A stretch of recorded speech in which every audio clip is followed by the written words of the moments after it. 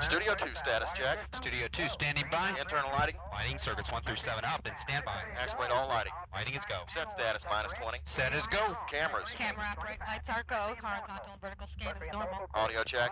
Audio is go. All levels 100%. -18. Rear screen status. Rear screen is on standby. Energized. Remote location report. All remote stations on standby. Videotape. Videotape recorders 1 through 4 loaded on standby. Stand by to roll VT. 6, 5, Roll VT. 4, 3. Check VT.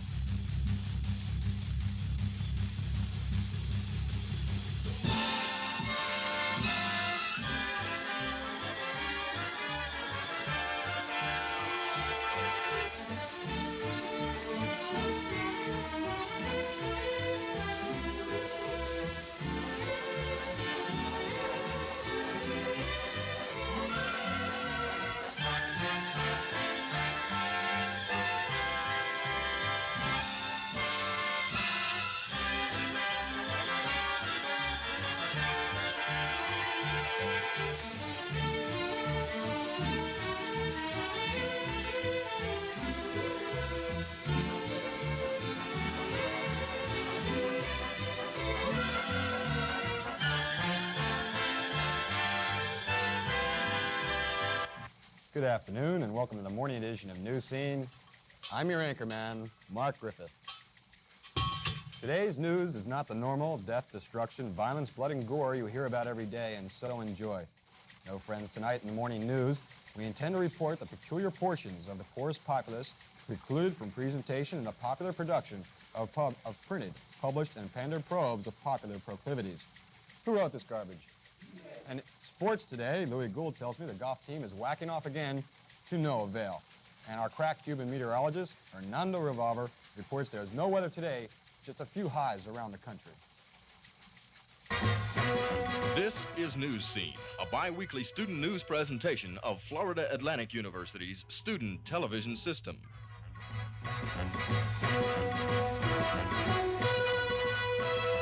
And now, News Scene anchorman, Mark Griffith. We know people go downtown to work each day, but if you have ever wondered why they use a subway, is it merely convenience of a mass transit system? Is it the psychological and sociological rewards of personal interaction? Or do they simply enjoy going down on trains?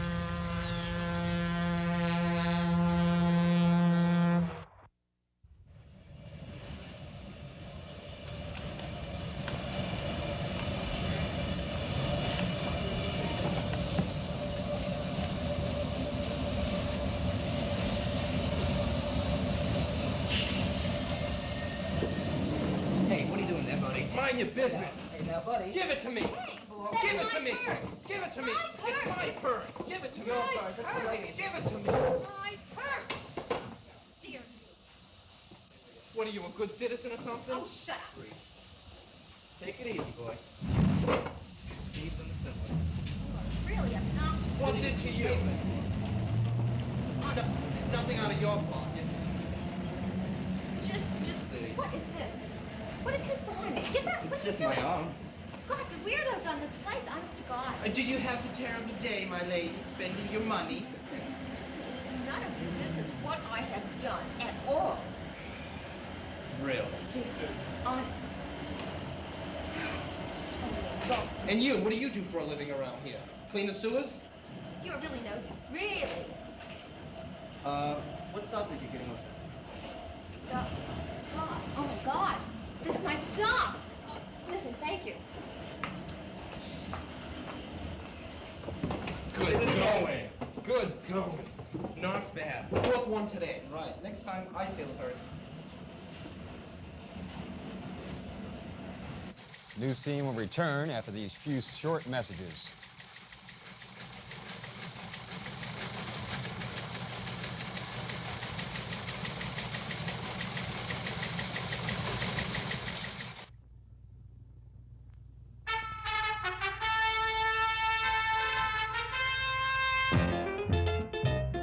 By the 1870s, vast numbers of Americans had settled in urban areas far across the continent.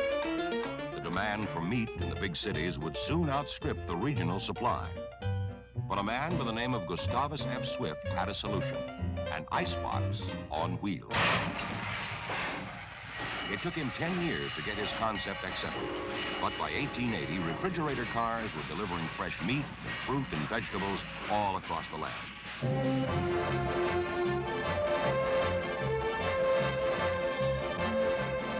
Swift's pioneering efforts helped change an industry.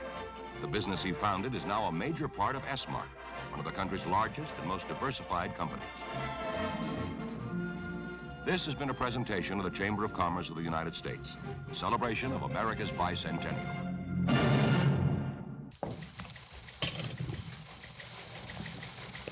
Intruder-cam cameraman Fidel Kowalski and reporter Notella Siegel filed their long-awaited, nearly live report on cultural, intellectual pursuits of the SLA. So here it is, the SLA meets the SWAT at the YMCA for FUN. Oops, I mean fun. Come on, are you gonna bet? All right, calm Sit down. down. Take it easy. What's your big hurry? We've been here all night. We're at the last bet. What are you worried about? I want to get home. Really? I gotta get up tomorrow morning and go fishing. Oh. You and Sit there, Brian. Myrtle the Sagging Turtle going fishing together tomorrow? No, we're not going fishing together tomorrow. Would you get rid of that cigar smoke with his wife's armpits? $20. Is that all you got? Looking like Is that all you I gonna paid bet? 10 on bills. See, you're 20 and raise you 30. Did you get rid See, of you're that 20, cigar? you're 30, and raise you 10. Put the cigar out. You woke him up. I don't put my cigar out. All right already. Come Will on. you bet? Jeez, man, I won't put the cigar out. Oh. Are you Keep him through? off my arm. Bet. Come on, 20. bet. 30. Oh, come on. 20. 30. 10. 30, 20, 10.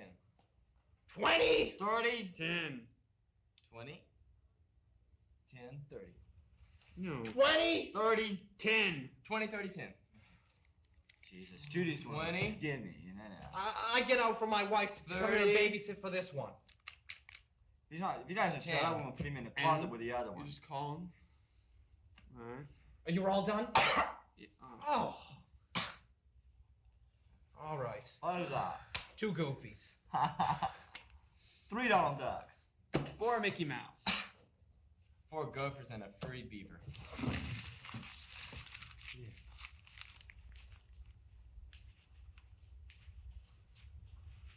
You know what I could say about that? The wife's got a dog face. It's all your fault. My fault. Yeah. You're I the didn't one see who what he asked me. had. I didn't invite him. It's your party. What's your signal? My signal. Just to take him and he took us. In keeping with this program's responsibility to the community to present the widest range of programming to the public interest and importance, we turn up to the area of classical music and one of the most beautiful and mellow instruments, the classical guitar. New Scene's featured artist, Phil Sanzone.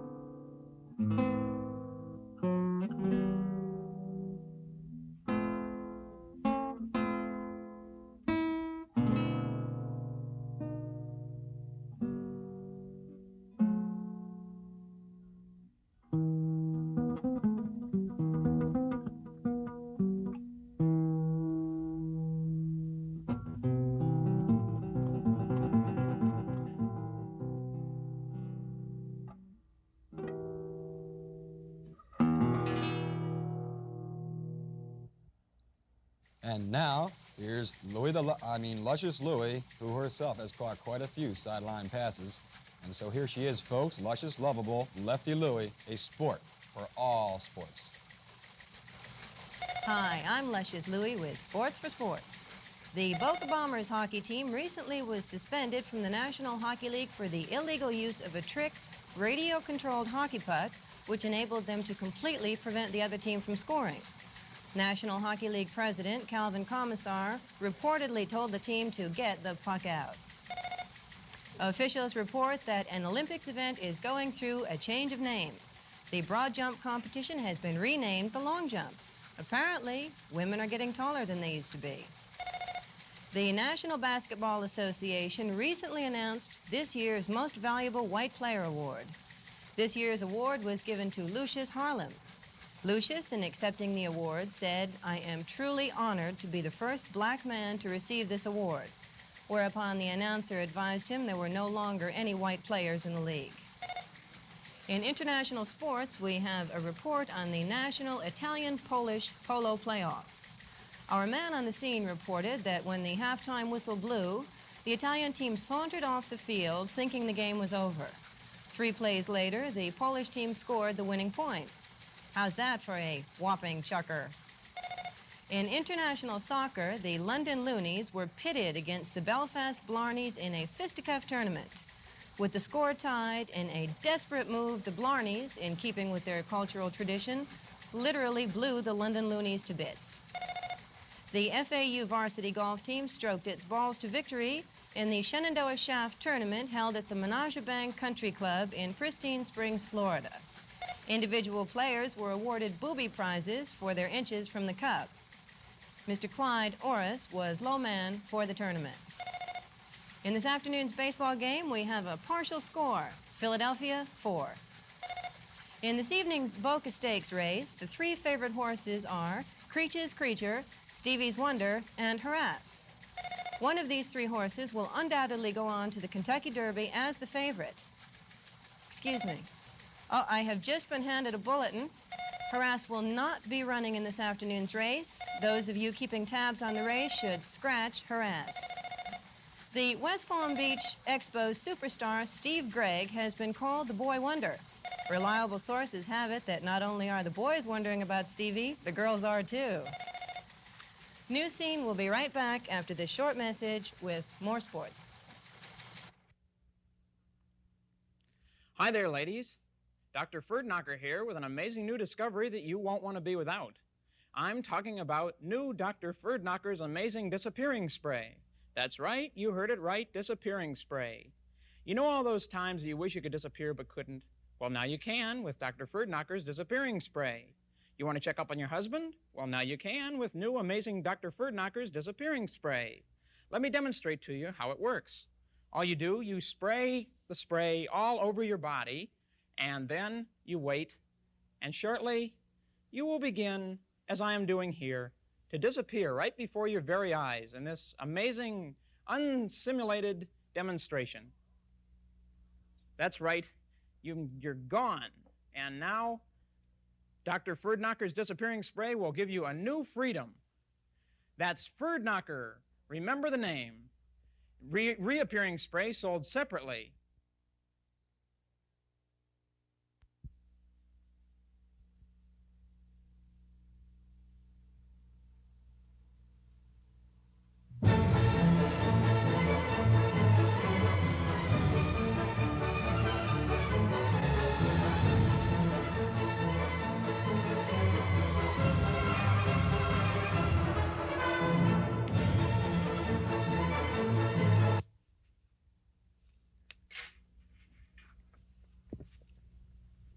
Do you suffer from the dry, frizzy look?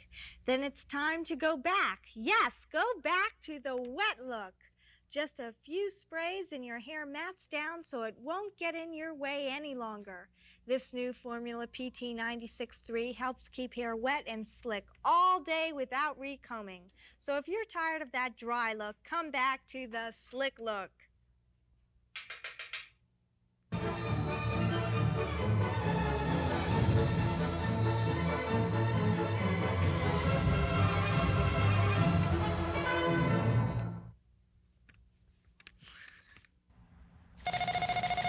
All across the country, sports fans are banding together in a special kind of brotherhood to brave all elements against all odds, to witness the essence of competition, two teams evenly matched against one another for a very special purpose, to beat the bloody hell out of each other. Get him! Get him! Get him! Get him! Get him! Get him!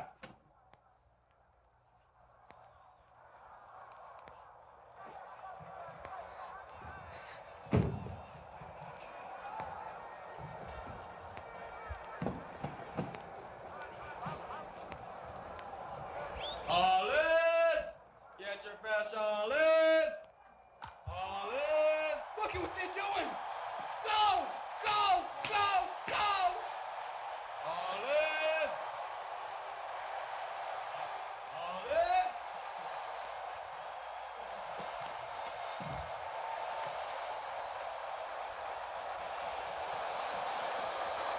Get him, Ron's! Get him! Come on! Get him! Get him!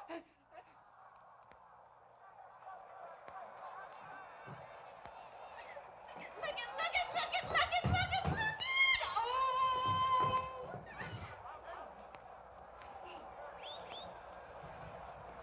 Oh! What's wrong with me? Oh! Take a seat. Come on. Take a seat. Move up front. Eat. Come on. Come on, sit and eat. You'll feel better. There you go. In. Come on.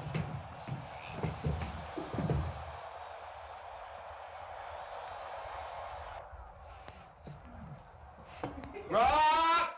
Get your rocks! I'll find those. Thank you. Rocks! That's right. Get him! In the Spalding's Better Balls mixed doubles tennis tournament, the couples, in their endeavor to complete the set, reached new heights of ecstasy in lobbing Spalding's balls over the net.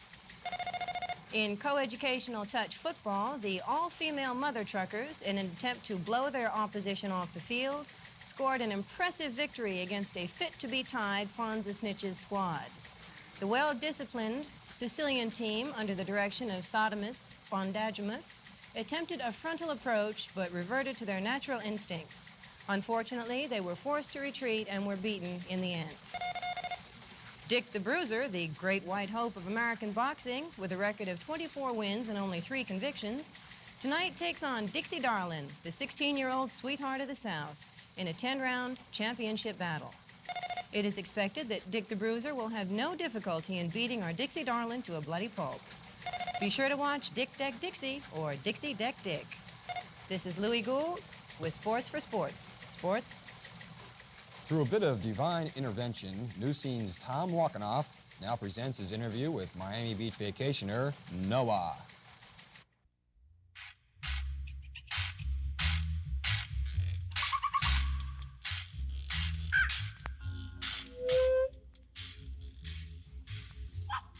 Noah.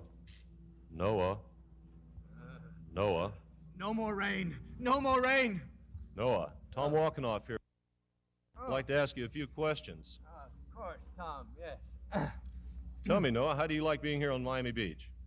Well, really am enjoying myself here, Tom. Beautiful weather and all, nice sea breeze, really having a Great. good time. Listen, I'd like to ask you a few questions for our viewers. I guess the first most important thing is, what brings you here to Miami Beach? Well, Tom, we're here for 2 reasons. One being the Veterinarians Convention, and the other being that I am a special emissary for one of the presidential candidates on the Democratic ticket. Oh, which one there? Church, Frank Church. Frank Church. Tell me, Noah, how did you arrive at Church for your support? Well, he likes the name. I can see the connection. Yeah. Yes. No, I see out in the distance there your ark is anchored. Tell me, did you bring the animals with you today? Oh, yes, they're here. When I got my invitation to come to the convention, the Veterinarians Convention, I noticed that down at the bottom they had printed in parentheses, bring your own. Yes, well, no, I think that was for the liquor. Oh, no, Tom. No, we don't drink liquor. We drink wine, and only then on special occasions. Special occasions. Yes. Yes, well, if the animals are with you now on the ark, exactly what are they doing out there? Well, Actually, we're in the middle of one of our Caribbean cruises that we take about every other year. Gives the animals a chance to reacquaint themselves with each other, to find out how their families are doing, what they've been doing since the flood, and things like that. But mainly, it's just a time to relax. They're playing shuffleboard, playing cards, watching some movies, listening to some nice little rock groups, things like that. You know. You have rock groups on board there. Yes, Tom. We've had some of the finest groups in the world. We had the Beatles played one year, the Animals, the Monkees, Country Joe and the Fish, Seals and Croft are they're performing in about 15 minutes out there. Oh, fantastic, yes. Fantastic. Well, with all the activity going on out there, how do you find time to take care of things like feeding the animals, for example? Oh, no problem with that. We have it delivered.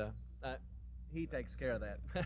Getting friends in high places. Yeah. Well, tell me, Noah, one last question about the Ark. With all the friends in high places you've got and all the other problems taken care of, is there anything that you had to personally deal with? Oh yes, Tom. There was one incident we had that caused a bit of tension there on the Ark. A couple of the color TVs in the lounges took out, and it caused some of the animals to miss some of their favorite programs, and that was a little tense for a while.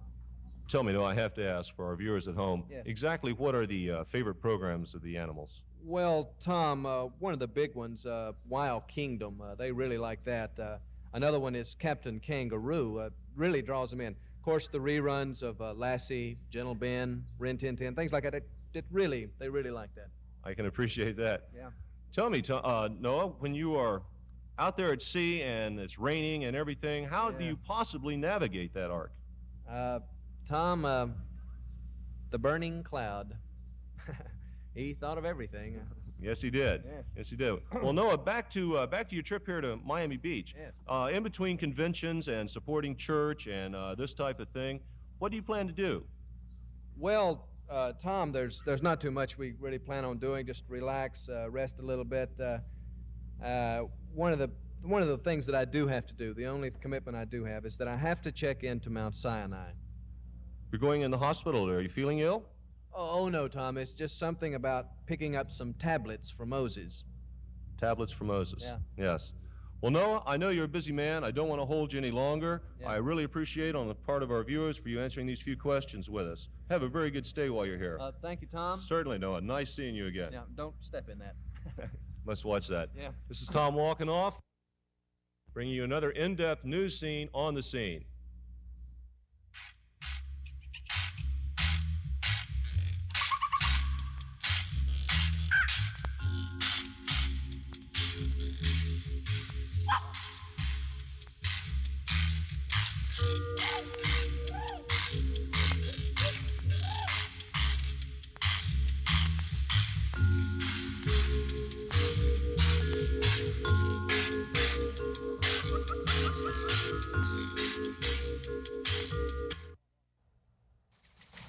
Thank you, Tom Walkenoff.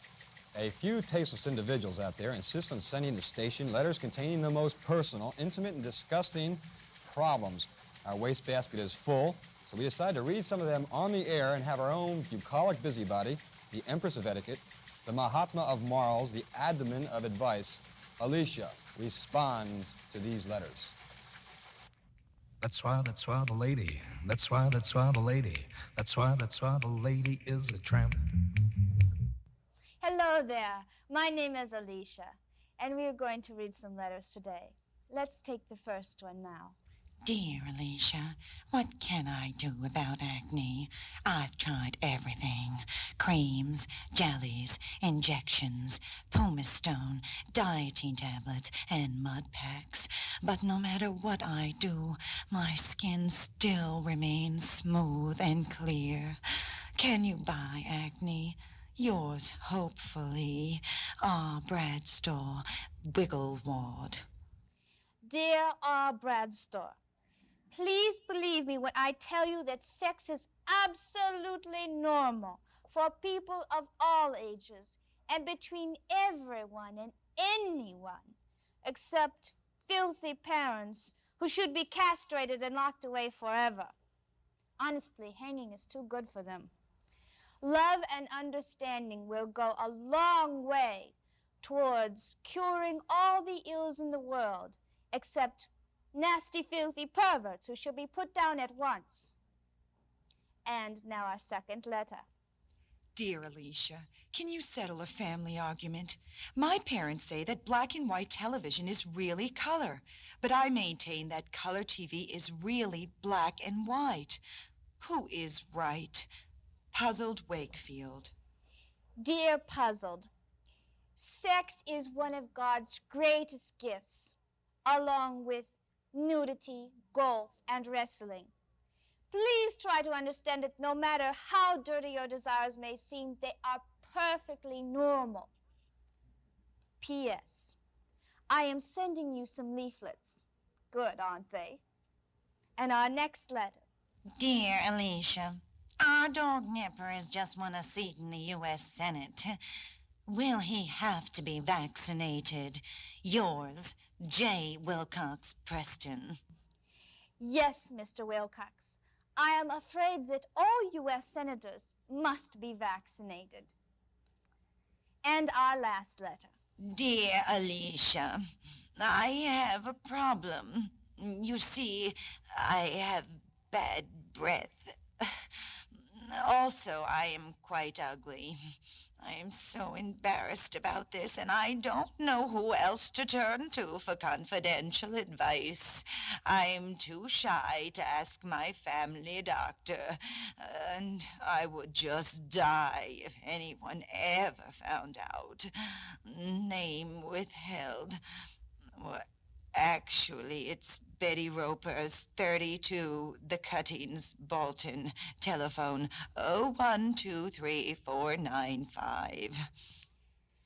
Dear Betty, how many times must I keep telling you that sex is fun? You like it. I like it. Everybody likes it. Mr. Robinson from the office likes it twice a day, as a matter of fact.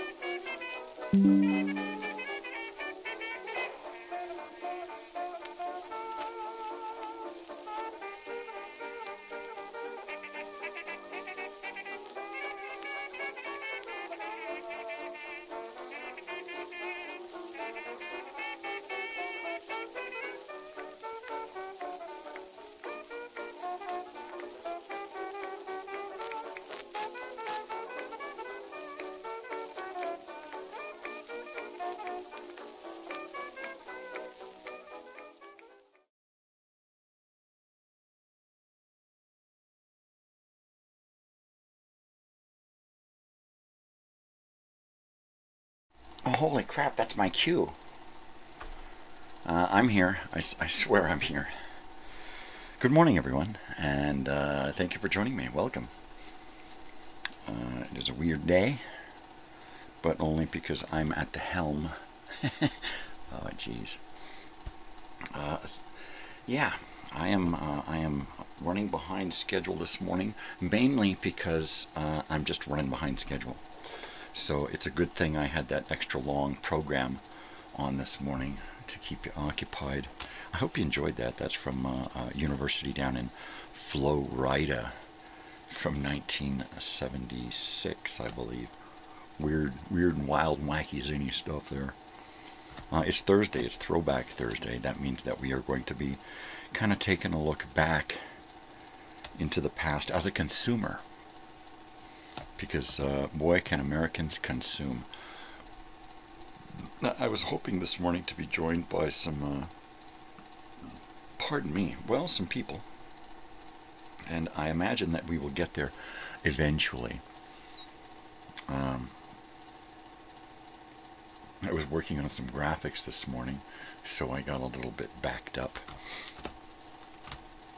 I'm here. I'm weird. Get used to it.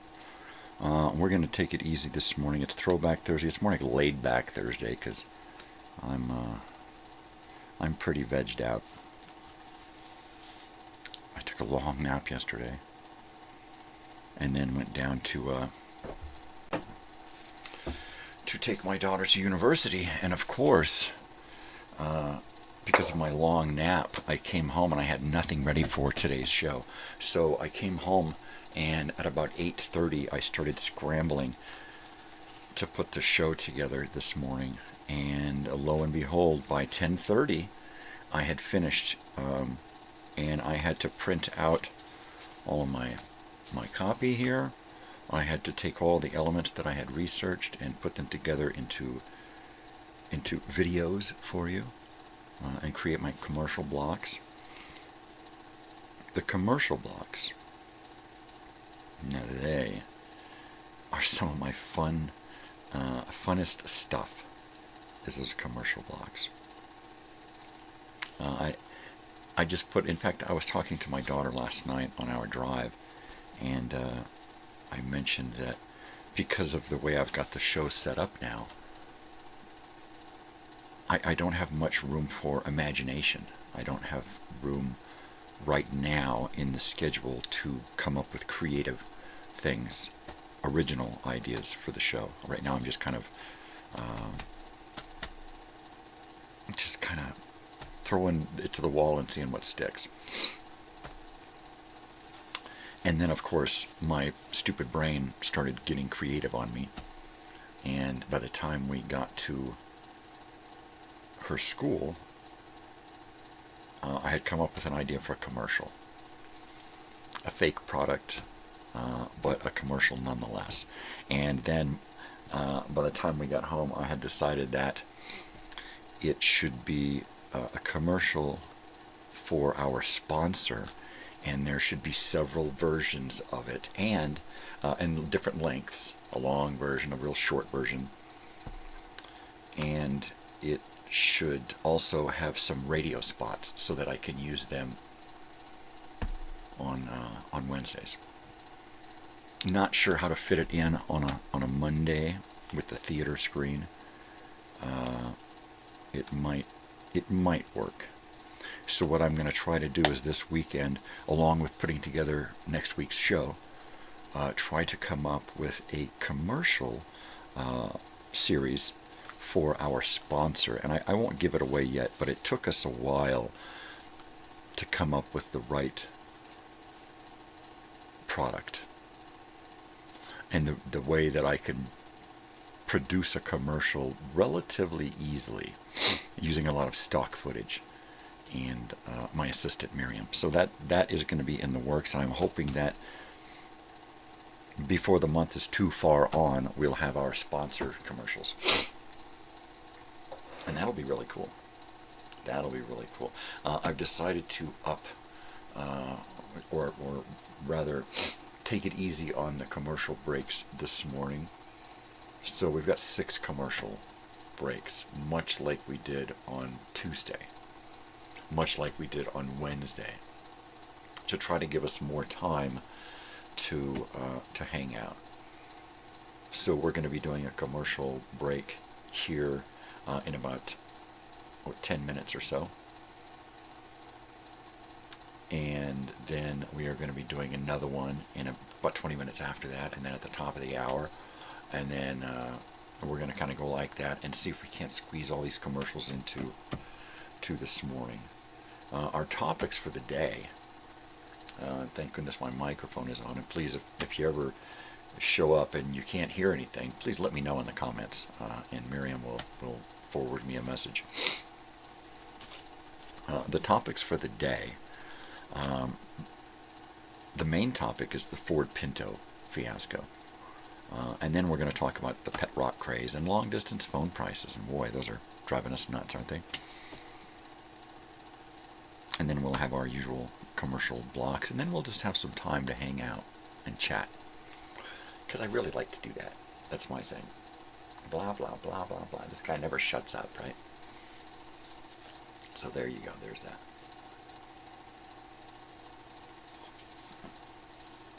I've also decided not to be so newscaster-y, casterish, newscaster-like, and just kind of be myself reading the news. I tried the first couple of episodes of this, and it was a little rigid. It was a little stiff, so I decided to loosen it up a little bit. Maybe we're too loose. I don't know. We'll have to just kind of play it by ear, which is par for the course. It's the way I do things. I just kind of play it all by ear. Keep it organic, keep it real. I have been told by some, Miriam, in fact, has told me that there's nobody on YouTube doing what I'm doing right now, taking the different elements from the past and blending them together in the pot the way I'm doing and presenting them. Nobody's presenting stuff the way I am. There are some things out there that have little bits of this and that. But the overall package that I'm delivering is quite unique. I'll pat myself on the back. I don't know how it all came about. I envisioned this years ago, a decade ago, in fact. And it's taken this long to get to where we're at now. So it's crazy, crazy. We're going to do the first break this morning. And then we'll come back and we'll do the first part of the Ford Pinto fiasco thingy there. And kind of see how it goes. I hope you enjoyed the pre-show this morning. The pre-show, Wake Up, It's Thursday. I just happened to find a Thursday morning show that is so low budget. It makes me look like I've got unlimited spending ability here. Yeah, it's a hell of a show. It's unique. It keeps changing. It kept changing formats and stuff, much like yours truly. It's the 29th of January. We are about wrapping up the first month, which means that this year is about underway. We are headlong into this year now. We got a month under our belts, and we thought last year was fucked. It ain't getting any better. It started off horribly this year, so you need to do something, people. You can't just go out and, hey, I'm mad. We're mad. It's not working anymore. You need to take it to the next level. We need to get our people in Washington. That's what we need to do. We need to get more real people like you and me in Washington, and to get shit done, and to get shit done humanely, and real, Hey, good morning, Cass. How you doing? Oh, it's trash day. Yep, Thursdays. That's Tuesdays and Thursdays here. It comes twice because we're trashy. It comes twice a week for us. It's a trailer park, so you got trailer trash. So you got regular trash, and then it comes back the next day and gets trailer trash. So, yeah, baby. We're just kind of wrapping this morning before we get into the first story. Oh, thank you. Oh, no. If I were president, things would happen. Right? And things would happen for the regular people. Things wouldn't be set up for those big dogs to win anymore. Us little pups sucking on the hind teat, we'd actually get our comeuppance, and we'd get our share. We'd get our fair share. Fair is fair, right? Sorry, it's the Billie Jean in me. I got a little Billie Jean in me there. I'm gonna get my stash together here for a commercial break. I finished my cup of coffee this morning. I had to gulp it down so I could put my teeth in, but I'm ready to go. Update. This morning is an early day to university, but it's the last university day of the week, so it's going to be a little warmer down there. And the plan that I made that I'm going to try to keep for this year is that during this last semester of my daughter's schooling, Comeuppance. You like that, huh? I like them comeuppance. I've decided that I'm going to follow through with it, and I'm going to be taking my guitar with me twice a week and throw out a little rug blanket thing on the carpet and sit and practice my guitar for 1 hour a day. Even if it's cool and I got to sit in the car in the back seat and do it, whatever. I'm gonna get my fingers back. I'm gonna get the voice back. I'm gonna get everything back, so that on Fridays we can start doing that thing again. So yeah, yay! I'm sorry you missed yesterday's Old Time Radio Wednesday. If you can, check it out in the recording, in the live playlist. In fact, I just bumped a bunch of stuff over into the playlist. So you go to the what you call it,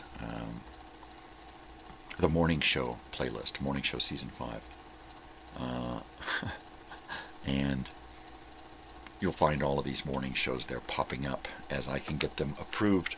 I had to take one and edit it yesterday. It was Monday's show. I had to edit out Turner, the opening educational film. The whole thing was copywritten, so I edited that out. So Monday's show goes right into the show. It's pretty cool, actually. So I'm happy about that it worked out, and I was able to use the YouTube editing program and edit that video and get it ready for y'all. Yeah, good old Jodie Foster on Monday. And then we got to do a little bit more on Tuesday. And then I just keep trying to find elements that fit into the proper days when we have a top. Yesterday was radio show day. So we talked about my favorite radio station, KMET, from back in the day. They only lasted about 10 years. But they changed everything, right? And we played a lot of jazz music. Yesterday we listened to an episode of Baby Snooks, which was really cool. And we're going to do more of that. Listen to some more little short radio shows throughout the year and try to enjoy as much as we can about the past on every day. This morning's Wake Up, It's Thursday from University in Florida, that was just hilarious. And I've got the rest of it coming next Thursday, and we'll probably repeat that a couple of times because it's pretty stupid, pretty funny. Their low budget makes my budget look very impressive. So I hope you can hear me okay. I can see that my levels are they're looking okay, but when I turn, the levels change as compared to when I'm facing this way. So we have to just kind of hope that everything is working okay. We're going to go to a commercial break, and when we get back, we're going to get into discussing the Ford Pinto fiasco of the 1970s. So stick around, don't go anywhere, because these commercial breaks are my bread and butter. No, it's really part of the nostalgia of the whole TV thing here. So let's go to a commercial break, and when we get back, we'll talk about the Ford Pinto. All right, don't go away. I'll be right back, Cassie. Stay tuned.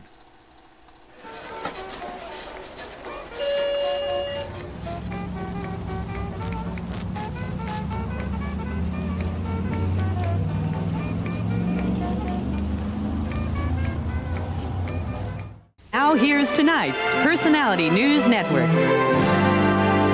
This is the Personality News Network. Here with the latest on the private lives of public people is Nancy Collins. For her hit series Three's Company, Suzanne Summers earns a measly $35,000 per episode. To cope with inflation, Suzanne is now asking $150,000 per show. Naturally, the producers think this is a terrible idea, and as a result, Suzanne has not been showing up for work. When I ran into Suzanne recently with her husband manager, Alan Hamill, I asked her if she would be returning to the show. Oh, I'm coming back. We just have a few things to resolve, but I'm coming back. I know that you just recently took over managing Suzanne's career. And I guess that's a big step because that can wreak havoc in a marriage. So far, how's it working? Terrific. She's actually her best manager. She's her own best manager. Nothing has really changed, actually, since we took over. A lot of people think that Three's Company's co-star, Joyce DeWitt, doesn't get along with Suzanne. But Joyce denies it and told me this story.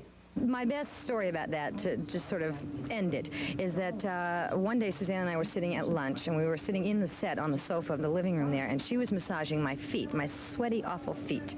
And one of our crewmen, I think it was our propman, Dick, came back from lunch at Farmer's Market where he had gone to buy a magazine, and he picked up one of the fan mail things.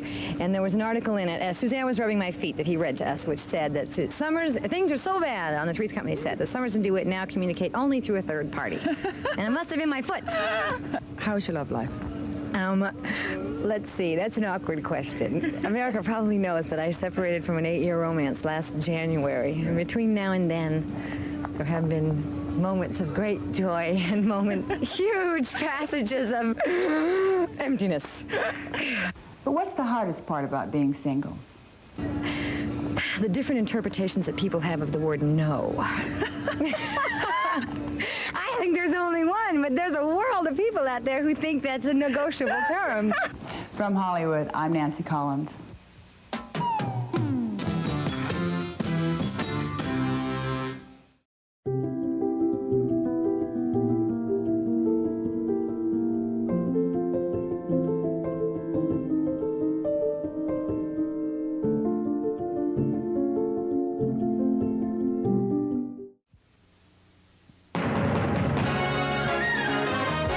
This is Channel 13, KCOP, Los Angeles. This don't look good, partner. Beretta's back. You got it. Beretta, every weeknight at 7, only on Channel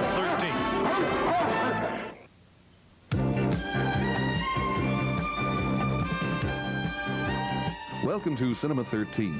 Join us tonight for Stuart Whitman and Roddy McDowell starring in Shock Treatment. And now, our feature. Howdy again, I'm Cal Worthington. Let me show you something mighty pretty and mighty practical. This is the new 1981 Ford van. Now here's why it's practical. You can use it as a car. Anybody can drive it. They're easy to drive. You can park it in your garage. Women can drive it, men can drive it, anybody can drive it. And of course you can use it as a car, you can use it as a truck, and best of all, you can use it as an RV. Now listen to this. I'll sell you and give you a marvelous deal on 1981 Ford van. Give you a discount, give you a big overallowance to your car, and then on top of that, I'll give you at no charge whatsoever carpeting, paneling, the high back captain's chairs, the ice box, the snack tray, the table, a completely converted van, a beautiful 81 that you will just love and no extra charge whatsoever for the conversion. Look at this. Here's a 78 Ford Fairmont for $18.95. Here's a 75 Ford Mustang for $14.95. Here's a 76 Datsun, only $16.95. Here's a 79 Buick Century Special, $33.95. Here's a 77 Ford Granada, $19.95. Here's a 78 Plymouth Arrow for $23.95. Here's a 79 Ford T-Bird, $39.95. Here's a 77 Chrysler Cordova for $19.95. Here's a 76 Ford Pinto. It's a little two-door for $12.95. Here's a 79 Mercury Capri for $29.95. And here's a 76 Chevy, a Malibu Classic station wagon on sale, $12.95. And here's a 1974 Ford Pinto Runabout on special sale for $9.95. Now, friends, if you're short of money, don't worry about the down payment. If you've got good credit and a steady job, we'll help you to arrange financing to cover the down payment. And if you want extended monthly payments, if you want low payments that you can live with, you ought to come over here to Worthington Ford. Acres and acres and acres of cars to show you. We give you a free 10-day trial exchange on any used car or any used truck. Come on over and have a look at these vans. Worthington Ford, the San Diego Freeway at Bellflower Boulevard in Long Beach, open till midnight. Worthington Ford in Long Beach, Worthington Ford in Long Beach, San Diego Freeway at Bellflower Boulevard.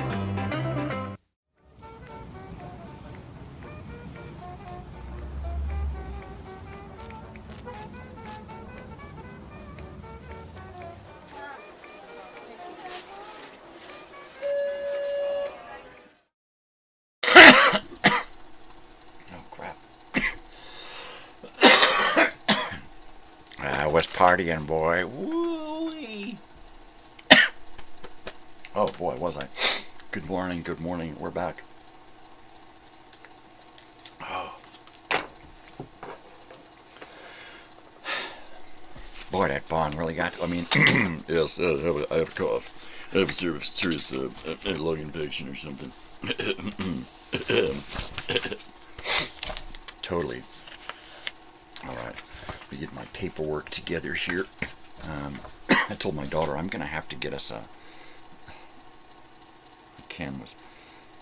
The van, yeah, that van was pretty cool. My grandmother had a van, a couple of vans around the same era. Which is why I now own a van conversion. And it is a righteous van conversion. Right now it's a paperweight because I need to get it fixed. But it's there. Stems and leaves, stems and seeds, baby. Been there, done that. Yeah, totally. So here we are. It is morning time. I'm crazy old weird bearded guy. You can call me Michael. It is Thursday, so it's kind of our consumer news program, consumer advocacy. We talk about failed products that we like, product recalls, consumer alerts, that kind of stuff. We've talked about the Simon electronic game. We've talked about toxic shock syndrome and Rely tampons. And now we're going to talk about another issue, the Ford Pinto fiasco. The Ford Motor Company wanted a miracle. That's where the story begins. Not with an explosion on a highway shoulder, not with a recall notice stuffed into a mailbox, not even with a congressional hearing. It begins in the late 1960s when Detroit was staring down the barrel of a new kind of competition. The Japanese were coming in fast with small, fuel-efficient cars that didn't rattle, didn't guzzle, and didn't cost a month's salary to fill the tank.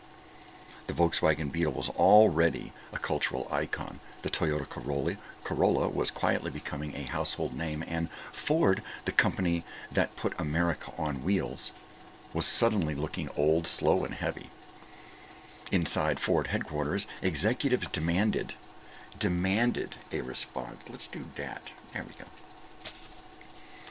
They wanted a car that could be designed and built in record time, a car that would weigh under 2,000 pounds, a car that would cost under $2,000, a car that would hit the market before the imports swallowed up the entire compact segment. And so in 1968, the Pinto was born. Not on an assembly line, but on a whiteboard, under a stopwatch, with a mandate that would shape every decision that followed. Rush it. At a Pinto. There you go. The Pinto was developed in just 25 months, half the normal time for a new vehicle. Engineers were told to freeze the design early, long before the usual safety testing was complete. Styling decisions were locked in before mechanical issues were resolved.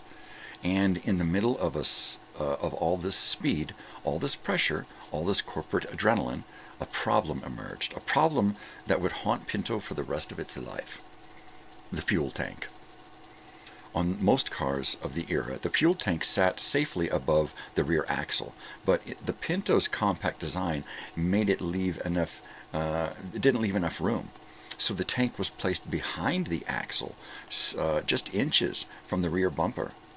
In a low-speed rear-end collision, the kind that happens at stoplights, in traffic jams, and in everyday driving, the tank could be pushed forward into sharp bolts and brackets and differential housings.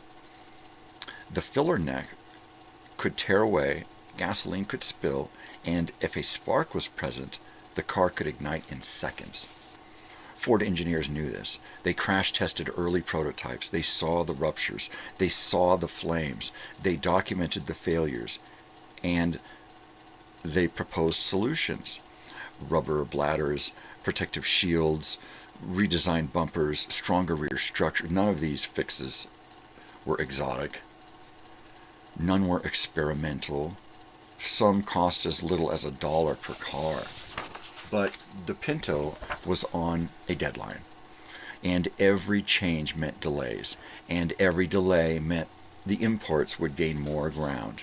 And so the decision was made quietly internally, and with consequences that would stretch across the decade, to move with the Pinto as is.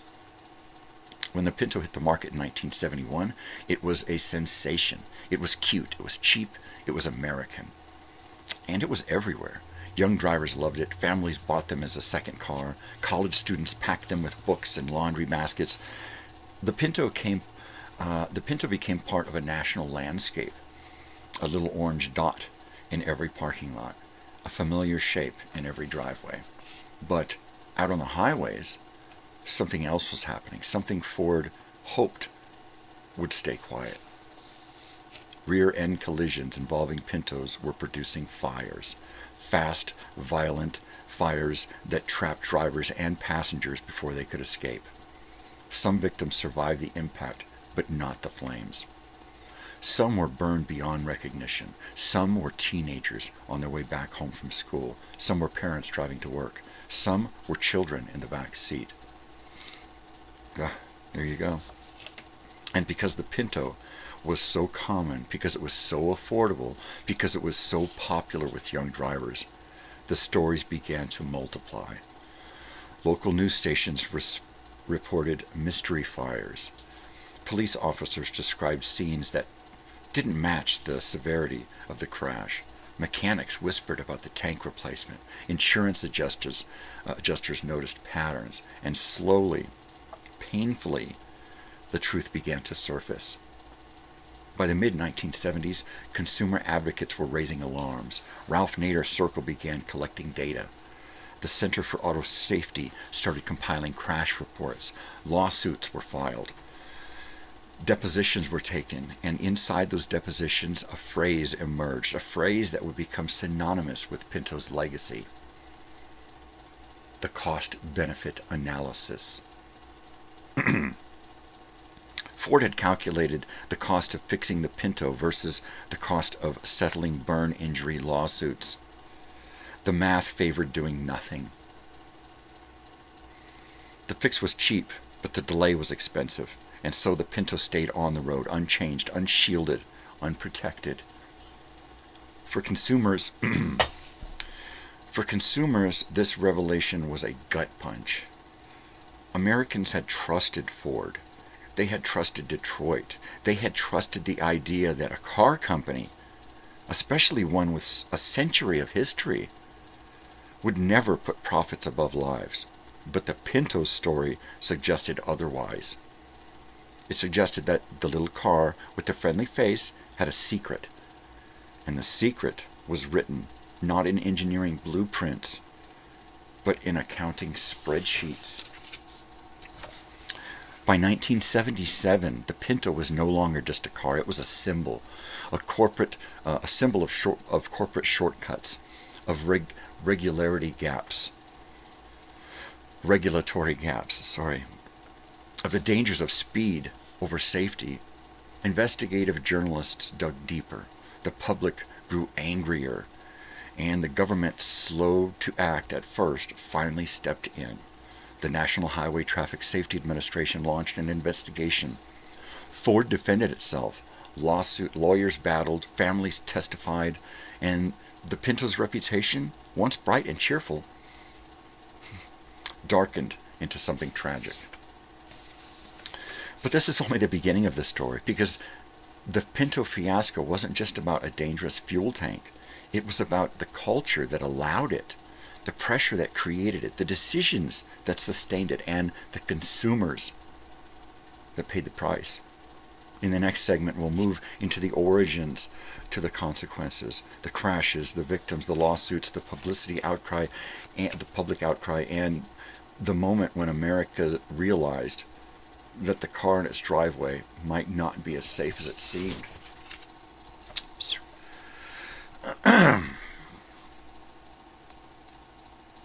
Who owned a Pinto? Who knew somebody that owned a Pinto? And all of a sudden, you're scared to death of it. Even when you went through the recall procedure and fixed the issue, it still It was scary. You'd fix it and then sell it. It's like, nah, I don't want it. Nowadays, they're crazy cool. They're everywhere. I love the little station wagons. But they're explosive. And they will go boom. And, whew, that's just crazy, man. That is just crazy stuff. I think we're going to take a commercial break so I can kind of compose myself here. That was no fix, right? Eventually, I think they got their shit together. But we paid a heavy price as consumers. All right, let's go to a commercial break. And when we get back, we will talk more about the Ford Pinto. Crazy, huh? Crazy. Thank you for hanging out with me, Cassie, and for those of you else who are out there in the wings. Thank you. Because yeah, it's a weird story. Let's go ahead and I'm gonna go ahead and leave this graphic here as we fade out and go to a commercial. So it'll be done when we get back. All right, people. Don't go away. I'll be right back.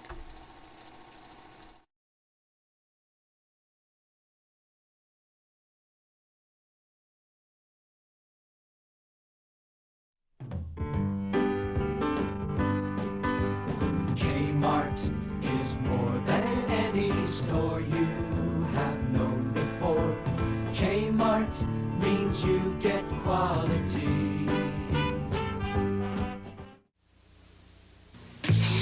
You can't take her. You so baby, now I'm gonna take my mind. Don't touch her! This is Robert Blake. Here are some scenes from our next episode of Beretta. What they offer you? So they give me $1,500. Do you know what a baby farm is? Now this baby's healthy and good looking. You're gonna be able to turn her over just like that. I don't want to be any part of murder. We'll find her wherever she is. I promise you, we'll find her.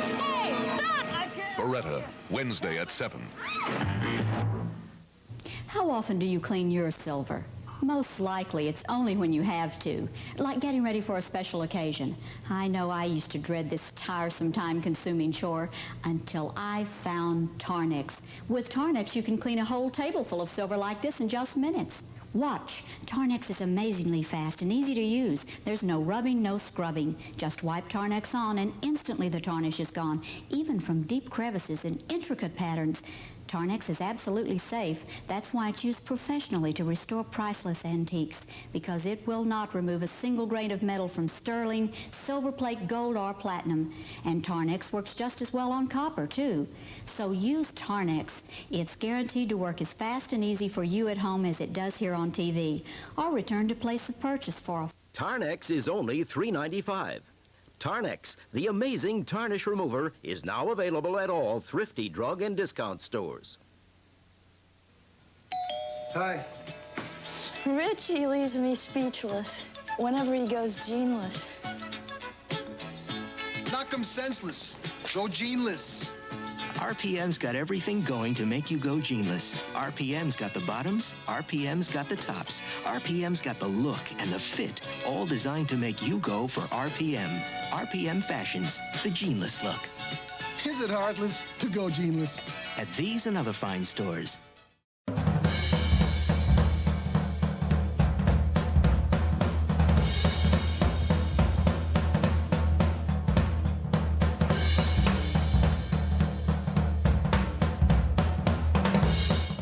Howdy again, I'm Cal Worthington of Worthington Ford. I got good news for you. The rebates are back. That's right. Now, while they last, we don't have too many, but while they last, you can come into Worthington Ford, pick out a brand new 1980 Ford, get the deal of a lifetime on a beautiful brand new 1980 Ford, and then the advertising agency will mail you a $1,000 cash rebate. Now, look here. Here's the 1980 Ford Fiesta. Brand new cars, a $1,000 rebate. A brand new 1980 Ford Pinto Runabout, a $1,000 rebate. A 1980 Ford Pinto Wagon, a brand new 1980 Ford Mustang, a brand new 1980 Ford Mustang Cobra with a turbo, a brand new 1980 Ford Thunderbird, a brand new 1980 Ford LTD 4-door, a brand new 1980 Ford Granada 4-door, a brand new 1980 Ford Custom F-150 pickup. $1,000 rebates. These are brand spanking new while they last. First come, first served. Here's a brand new 1980 Ford van. Again, a brand new one, $1,000 rebate. Here's a brand new 1980 Ford Courier. It's a minivan conversion. Now here's the deal again. Let me explain to you. Come on into Worthington Ford while they last. Get the deal of a lifetime. Then after you've made the deal, the advertising agency will mail you a $1,000 rebate on these cars I've just shown you. Here's some registered cars. Here's a 1980 Ford Fiesta for only $35.95. Here's a 1980 Ford Pinto Runabout, $33.95. Here's a 1980 Ford Mustang, $46.95. Here's another 1980 Ford Fiesta, only $35.95. Here's a 1980 Ford Pinto Runabout, $33.95. Here's a 1980 Ford Fairmont four-door for $29.95. You can't beat these prices. If you want low prices and low payments, you better get on in here right now to Worthington Ford. We're open every day. We're open till midnight every night. It's Worthington Ford where the bargains are. Worthington Ford, the San Diego Freeway at Bellflower Boulevard in Long Beach. Worthington Ford in Long Beach, Worthington Ford in Long Beach, San Diego Freeway at Bellflower Boulevard.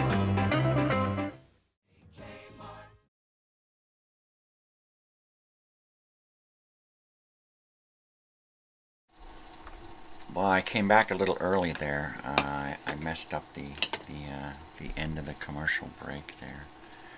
My apologies. My apologies. Trying to make sure that I get all the messages. Thanks, Cassie, for all the comments coming through. That's really cool. I like it when people are like into this, you know, because like it's fun and it's fun to learn. I knew about this back then, but I'm learning a lot more about this morning. So thank you, Miriam, for putting all of this together for me. I appreciate it. I just have to read it. You know, I was looking at that and that commercial and the comments from Cassie, and I'm thinking, you know what? Every car, Ford especially, that I owned that was made before the 90s was usually a really good car. Everything after the 90s started to really become pieces of crap, you know, and it wasn't just Ford. It was most of the car companies started to really slack off and just not give a shit anymore. It's let's slap this shit together as quick and as cheap as possible and get it out there, and they'll have to buy it because it's the only thing we're giving them. So fuck them, let them, you know, let them buy it or walk. And that's kind of the mentality they have now. It's like, you know, we're gonna make all these cars the same. We're not even gonna bother to create our own chassis anymore. We're just gonna all use the same bodies and chassis and stuff, and just slap our own little things on it because it's easier that way, and cheaper. And then what do? The prices are outrageous for cars. I mean, just 30 years ago, 25, let's say 25, almost 30 years ago, when I bought a new car, I got a brand new car for like 12 grand. Brand new car, right? 20 years before that, you could get a brand new car, the same kind of car, you could get it for $3,000 or $4,000. So yeah. It is the late 70s and early 80s. It ruined cars because of the competition for cheap crap cars that would run on less fuel. All right, let's get back into this. The cost of impact, crashes, fires, and the consumer betrayal. Oh, no, I'll never spend that much on a car, ever. No, I'll buy something used. We always buy used now. And we get great cars that last forever, so knock on wood. All right, now we return our attention from the Pinto's hurried birth to the human cost that followed. The crashes, the fires, the families left standing on the side of the road staring at a twisted shell of metal that had once been a car, a promise, a piece of the American dream. And we examine how a pattern of accidents, once dismissed as a coincidence, grew into one of the most troubling consumer safety scandals of the decade. Let me try not to mix up my copy here, because if I do, then I will I'll be in trouble, and then we won't know where we're at later. So let me go ahead and fix the issue now, and there we go. All right, across the country, the stories began the same way. A driver slowing for traffic, a teenager stopping at a red light, a family easing onto the shoulder with a flat tire. Everyday moments, the kind that happen thousands of times a day on American roads. But for Pinto owners, these moments could turn catastrophic in the blink of an eye. A rear-end collision at speeds of as low as 25 or 30 miles an hour. The kind of fender bender that should leave you shaken, but walking. That could rupture a fuel tank. Gasoline could spill, vaporize, and ignite, and the car, small and tightly built, could become an inferno. Firefighters who responded to these scenes described flames so intense they melted dashboards and fused seat frames. Police officers reported victims trapped by jammed doors, unable to escape the heat. Some survivors recalled hearing a whoosh, a sudden roar, and then nothing but fire. Others never had a chance to speak at all. One of the earliest, most publicized cases involving 3 young women in Indiana, a stalled Pinto, a van approaching from behind, a collision, and a fire so violent that the girls never made it out. Their story became a rallying cry for consumer advocates, a symbol of what could happen when a design flaw meets real-world conditions. But these were not alone. Across the nation, similar accidents were quietly accumulating in police reports, insurance files, and in local news columns. For years, these incidents were treated as isolated tragedies, a bad crash, a freak spark, a tragic coincidence. But as the numbers grew, so did the questions. Why were so many Pintos catching fire in rear-end collisions? Why were the injuries so severe? Why did the pattern seem so consistent? Inside Ford, engineers already knew the answer. They had seen the crash test footage. They had watched the fuel tanks rupture. They had documented the failures. But outside Ford, in the world of consumers, drivers, and families, the truth was still hidden behind corporate walls. By the mid-1970s, the Center for Auto Safety began piecing together the puzzle. They collected accident reports, interviewed victims, and, my microphone is on, they compared the Pinto's performance to other compact cars. Their findings were alarming. The Pinto wasn't just failing in rear extreme crashes, it was failing in routine ones. And the failures weren't random, they were predictable, repeatable, and preventable. The public first got a glimpse of the full picture in 1977, when investigative journalists published internal Ford documents, memos, test results, and, most damning of all, a cost-benefit analysis. In that analysis, Ford estimated the cost of reinforcing the Pinto's fuel system as roughly $11 per car. They compared that to the projected cost of burn injury lawsuits and wrongful death settlements. And the math, cold, clinical, and devastating, favored leaving the Pinto unchanged. For consumers, this revelation was a shockwave. It wasn't just that Pinto had a dangerous flaw, it was the flaw had been known.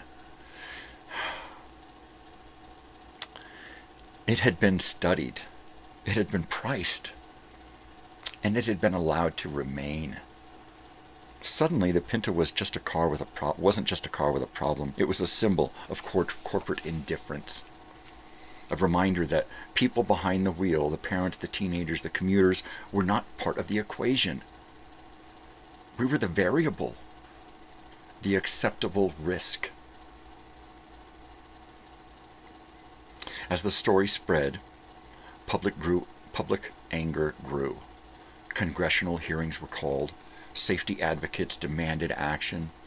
Families who had lost loved ones stepped forward to testify. And the National Highway Safety Administration, long criticized for being too slow, too cautious, too deferential to Detroit, launched a formal investigation. Ford defended itself. Executives insisted the Pinto met all federal safety standards of the time. They argued the fires in rear-end collisions were not unique in the Pinto. They pointed to statistics, charts, and comparisons, but the public wasn't buying it. Not after the memos, not after the crash tests, not after the stories of victims who had survived the impact, but not the flames.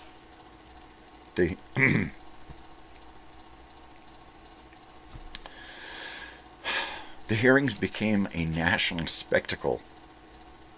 Senators grilled Ford executives, lawyers presented evidence, engineers described the design flaws in plain language, and consumers, ordinary Americans, watched as the truth unfolded on their television screens. The Pinto's fuel tank, they learned, was positioned so just 9 inches from the rear bumper. The rear structure lacked reinforcement. The differential housing contained sharp protrusions that could puncture the tank. The filler net could tear away under impact, and the doors in some crashes could jam shut, trapping occupants inside. All of this was known. All of this had been documented. All of it could have been fixed. But the fixes had been rejected, not because they were unworkable, but because they were inconvenient. As the investigation continued, more cases surfaced, more families came forward, more evidence piled up, and the Pinto, once a symbol of American ingenuity, became a cautionary tale, a reminder that speed, cost, and competition can sometimes overshadow the basic obligation of it all, to protect the people who trust you.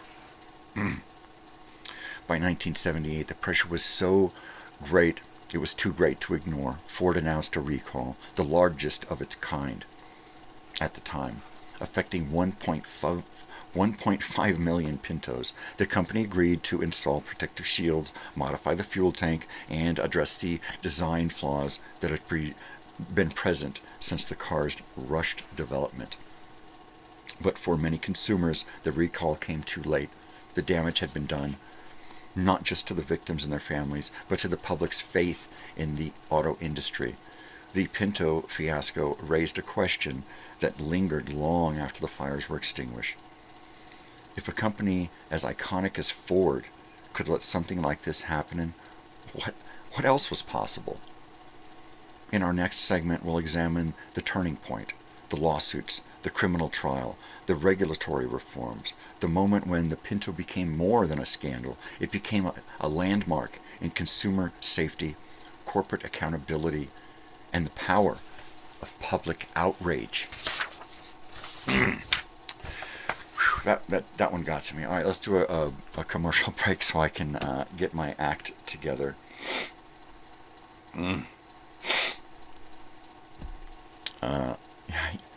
Sometimes you just want to say, I'll never trust them again. But then again, if you can't trust them, who can you trust?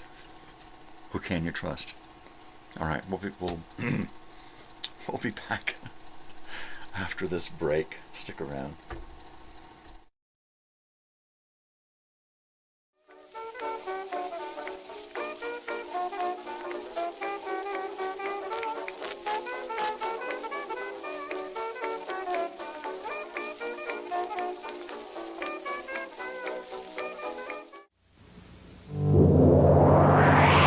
Introducing Chinon. Advanced SLRs starting with the Chinon CM4, the automatic Chinon CA4, the sophisticated precision of Chinon CE4. For the newest advances in photography, get to know the new Chinon SLRs. Chinon technology makes great photography easy and easy to afford. Chinon cameras. They're at your dealer now. The good old days when milk was brought to your door and doctors made house calls. A time when people cared. At the law offices of Larry H. Parker, people still care. If you've been injured on or off the job in an auto accident or denied Social Security disability, we'll make sure you receive everything you're entitled to. You pay nothing until we settle your case. If you can't come to us, we'll come to you, free. Call 436-7262, where people still care. Now you can put an end to leaking pipes. Permanently seal cracks in walls and foundations quickly, easily, and for just a small fraction of what a professional would charge. Thanks to Leak Sealer, the super effective all-purpose sealant. Leak Sealer is always ready to use. All you do is just shake, point, and spray. Just watch. We'll take this household strainer, spray it with all-purpose Leak Sealer, and look, not a drop of water comes through. It's been completely sealed, watertight. Leak Sealer works on any surface. It's perfect for all kinds of household repair jobs, both indoors and out. Leak Sealer will not crack, peel, or become brittle. You can even paint right over it. It seals tightly at all temperatures, and because it's weather resistant, it lasts. So start saving hundreds of dollars with all-purpose Leak Sealer, the easy, quick way to seal cracks and leaks. Satisfaction guaranteed, or return it to place of purchase for full refund. All-purpose leak sealer is only $4.95, and it's available at all thrifty drug and discount stores. Look for it at all thrifty drug and discount stores.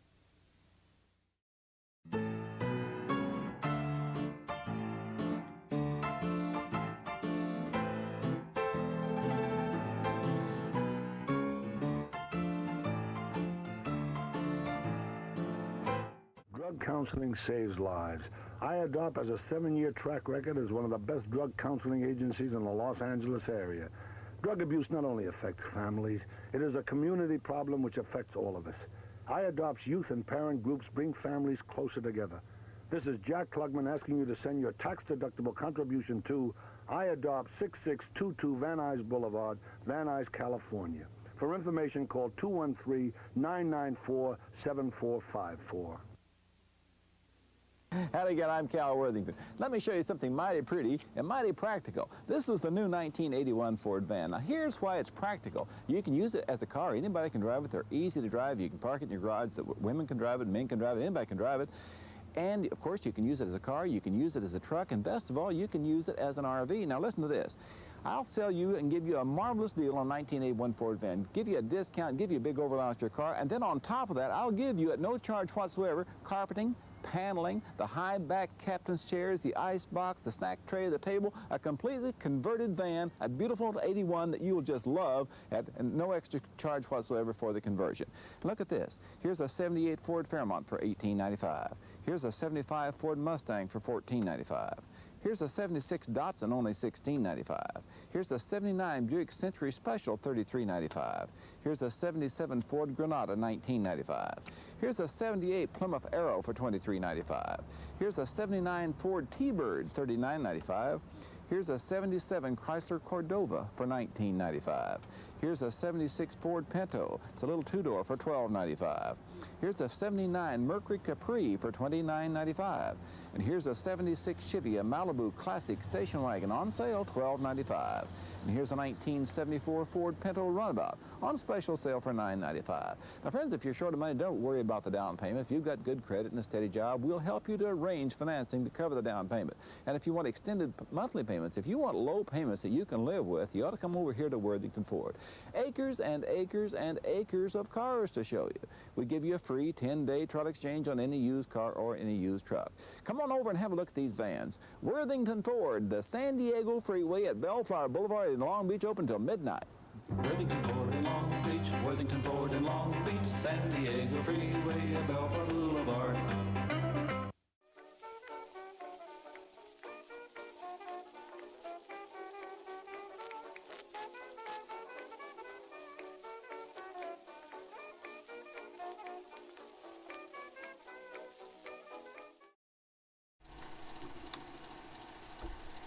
And we are back. I keep trying to adjust the sound because I didn't adjust it when I installed everything last night. I was kind of rushed for time. So if every once in a while we come to a commercial break and Cal Worthington is screaming at you, "Buy my cars!" then that's my fault. And hopefully I'm not coming at you too loud on occasion. This is my original Cal Worthington and his dog spot button there. So, and his dog spot at that time was a monkey, was a chimpanzee. All right, let's get into this here again because we want to get through these last couple of segments here. So we've got some time at the end of the show to play around. I've also got a couple of more segments here if we have time about the pet rock craze and long distance phone calls.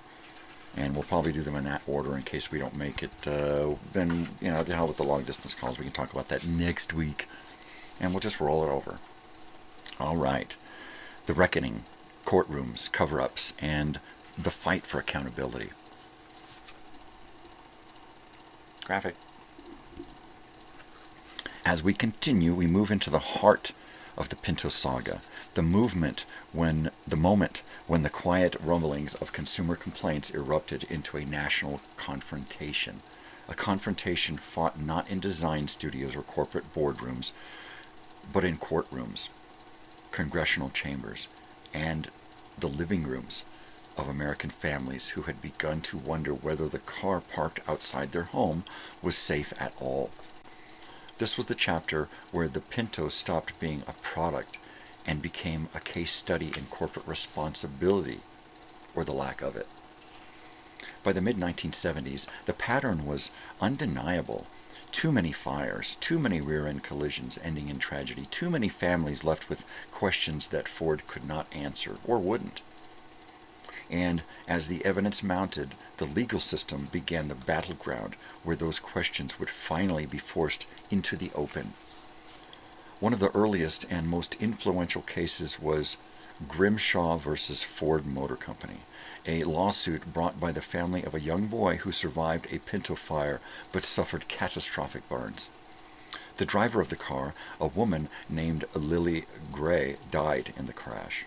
Her passenger, 13-year-old Richard Grimshaw, lived, but with injuries so severe that his life would never be the same.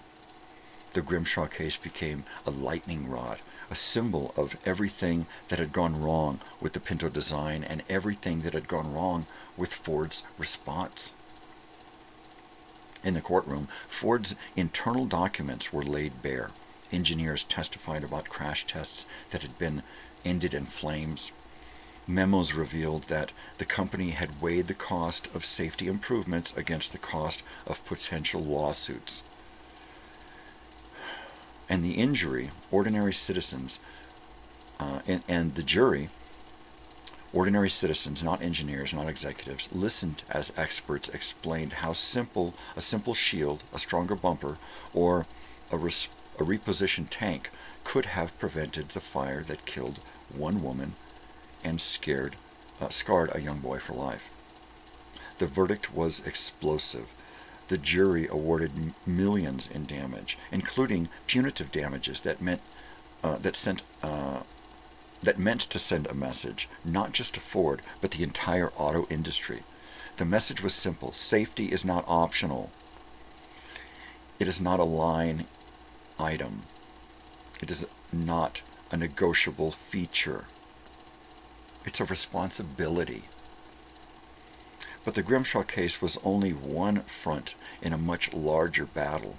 As more lawsuits emerged, so did more evidence. Engineers who had worked on the Pinto came forward. Former employees described pressure to meet deadlines, the reluctance to revisit design decisions, the culture of speed over scrutiny, and consumer advocates, emboldened by the growing public outrage, pushed harder than ever for federal action. Congressional hearings became must-watch television. Senators grilled Ford executives with a level of intensity usually reserved for national security briefings. Charts were displayed. Crash test footage was shown. Families testified about loved ones who they lost in fires that should never have happened. And the American public, watching from their living rooms, saw something they had never seen. One of the country's most iconic companies struggling to defend its decisions. It seemed indefendable. Ford insisted the Pinto met all federal safety standards of the time. That blame it on the feds, right? And technically they were right, but that argument rang hollow. Standards are minimums, not ideals. And the Pinto, consumers argued, had fallen far below what any reasonable person would consider safe. The hearings also revealed something else, something that stuck at the heart struck at the heart of the regulatory system. The National Highway Traffic Safety Administration, the agency responsible for overseeing vehicle safety, had been too slow to act. Underfunded, understaffed, and often pressured by the very industry it was meant to regulate, the NHTSA had allowed the Pinto to remain on the road for years, despite mounting evidence of danger. The Pinto fiasco also exposed not just a flaw in a car, but a flaw in the system designed to protect consumers from cars like it. As the legal battles continued, Ford found itself facing something unprecedented, a criminal trial. In Indiana, prosecutors charged the company with reckless homicide in the connection with the deaths of the 3 teenage girls whose Pinto had burst into flames after being rear-ended. It was the first time in American history that a corporation had been charged with homicide for design of a product.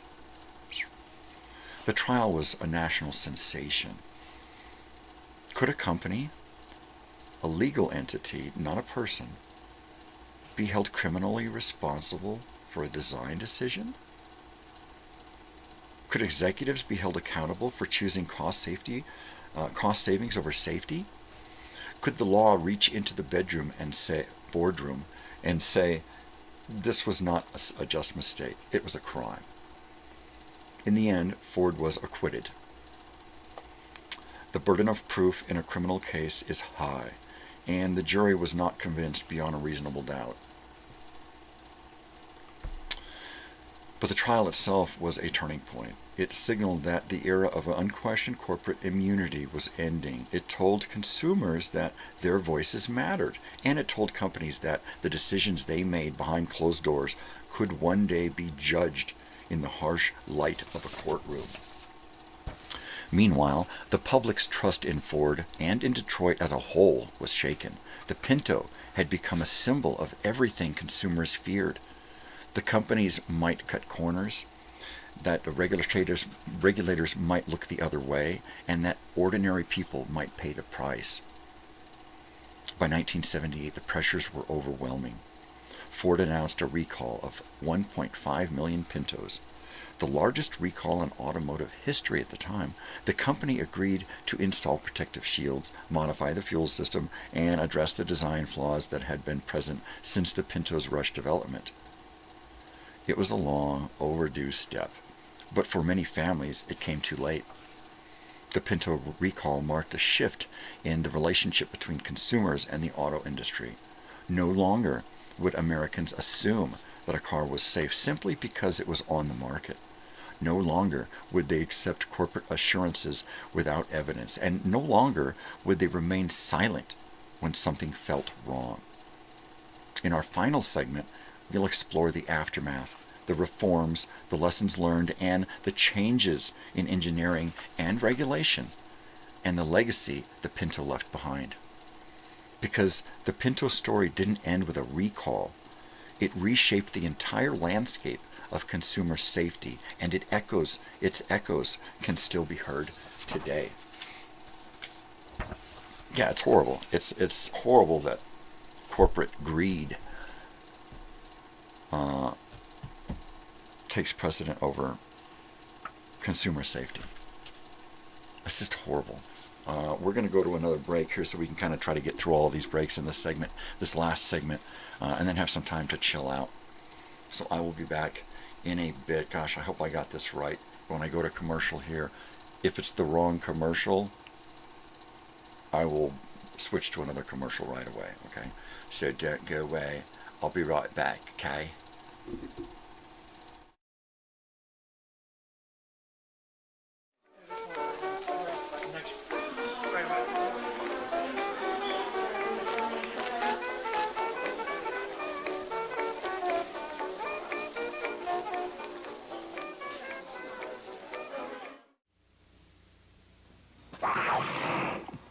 The cat's in town at Peyton.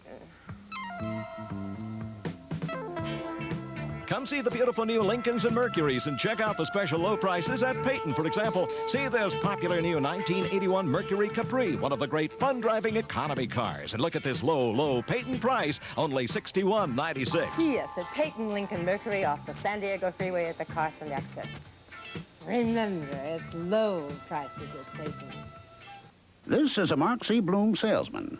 This is another tire store salesman. And another. And another. Each of the other stores sell one brand of tire. Bloom sells Goodrich, Michelin, Pirelli, Uniroyal, Dunlop, and many others. So if you want to choose the right tire, you can either go to Bloom or to another tire store. And another. And another. You can't choose the right tire if you don't have a choice. Mark C. Bloom. Save $100 on 3 stylish sofas at Montgomery Ward, just $299.97 each. Early American-style sofa features a beautiful nylon print upholstery and rich wood accents. Ward's traditional sofa features an elegant nylon floral print fabric, soft plump cushions, and attractive flare arms. Contemporary sofa features a durable nylon and olefin fabric with thick foam cushions that reverse. Choose any one for just $299.97. Save $100 through Tuesday at Montgomery Ward. Every 10 seconds, a burglary occurs in this country.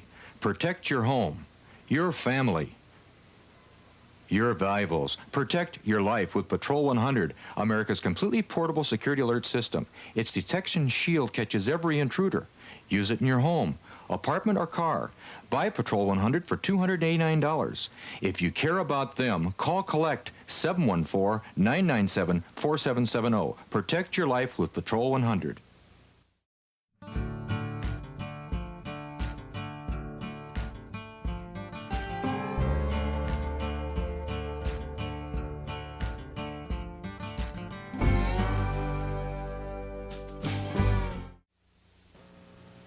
Hi, I'm Phil Rizzuto for the Money Store, where homeowners can borrow from $5,000 to $50,000 or even more. A homeowner loan, including personal property, may be used for any purpose at all, such as debt consolidation or a business investment. And best of all, you can pay us back in small payments stretched out over many years. Want more information? For any office in California, call toll-free. Dial 1-800-272-3915. If you're going to buy a ceiling fan this week, you have 2 choices. You can run around all day looking for the right fan at the right price, or you can head for the Ceiling Fan headquarters with the most complete selection of ceiling fans under one ceiling.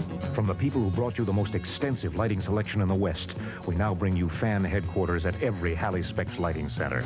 A store within a store, every style imaginable at prices that defy competition.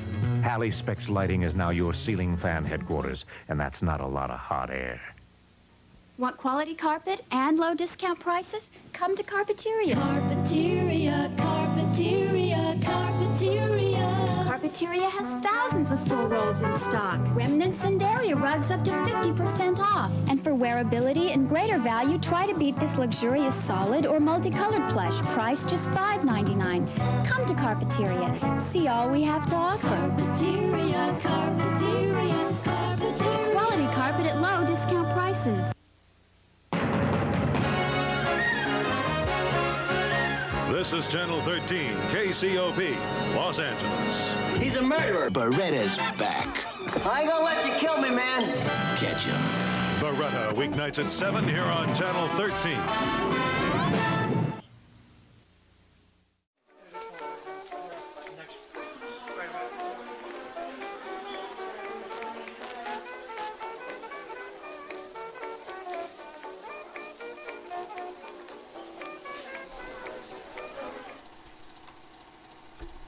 All right, we are back. I'm getting better at that transition there, so have patience with me. You know, people have the power.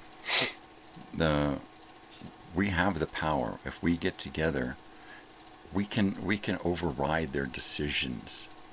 All right, we just have to override their capacity to divide us apart. That's it. We just have to get together.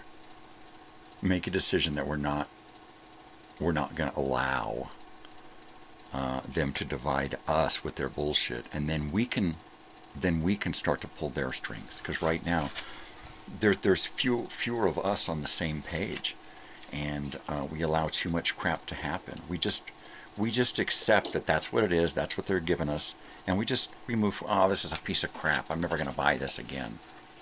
That's not a strong enough message. There's a million other people that are going to buy the crap and put up with it.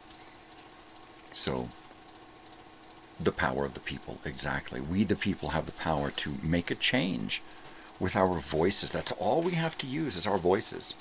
And our ability to connect, all right? If we use our voices collectively as one people, we can move mountains, and that's what we need to do. All right, let's get back into the last part of the Ford Pinto fiasco and see what happened, the aftermath, the legacy, how the Pinto changed the road ahead. And finally, we close our 4-part investigation into the Ford Pinto, not with the fire and fury of the crashes, not with the courtroom drama or the corporate memos, but with the long shadow of the Pinto cast, the long shadow the Pinto cast over the American auto industry. Everything's on. Because the story didn't end with the recall, it didn't end with the lawsuits, and it certainly didn't end with Ford's public statements. The Pinto left behind a legacy, complicated, painful, and transformative, that reshaped the relationship between consumers, corporations, and the government charged with protecting them. Meaning us, maybe. When Ford finally issued the recall in '78, it was more than an admission of a design flaw. Let's use these graphics one more time. It was an acknowledgement, however reluctant, that the people had been right to demand answers. For years, consumers had been told that the Pinto was safe, that the fires were rare, that the accidents were unavoidable. But the recall confirmed what many already suspected. Something had gone wrong, terribly wrong, in the way this car was conceived, built, and defended. Defended? How could you defend that? In the months that followed, Ford scrambled to repair not just cars, but its reputation. Dealerships installed shields and reinforcements. Engineers revisited the design. Executives appeared on television to reassure the public. But the damage, both physical and emotional, had already been done. Families who had lost loved ones were not comforted by the recall notice. Survivors who bore lifelong scars were not healed by the new fuel tank shield. And consumers who had trusted Ford, felt the trust crack, perhaps permanently. But the Pinto's legacy wasn't just about Ford. It was about the entire system, the way cars were designed, the way safety was regulated, the way companies weighed risks, and the way consumers demanded accountability. One of the most significant changes came in the realm of federal safety standards.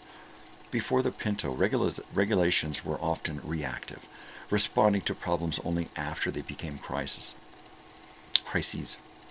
The Pinto forced regulators to rethink that approach. The National Highway Traffic Safety Administration, criticized for its slow response, began pushing for stronger, clearer, and more proactive standards. Rear impact requirements were strengthened. Fuel system integrity tests became more rigorous, and the idea that a car could be rushed to market without thorough safety testing became far less acceptable. The Pinto also changed the culture inside Detroit. Engineers gained more influence. Safety departments grew in size and authority. The phrase safety culture, barely used before the 1970s, became a guiding principle in the decades that followed. Automakers realized that the cost of ignoring safety, not just in dollars, but in public trust, was far greater than the cost of building safer cars in the first place. And then there was the legal legacy. The Grimshaw case was its massive punitive damages, sent a message that echoed through boardrooms across the country. Companies could no longer treat safety as a line item. They could no longer assume that the public would never see their internal memos.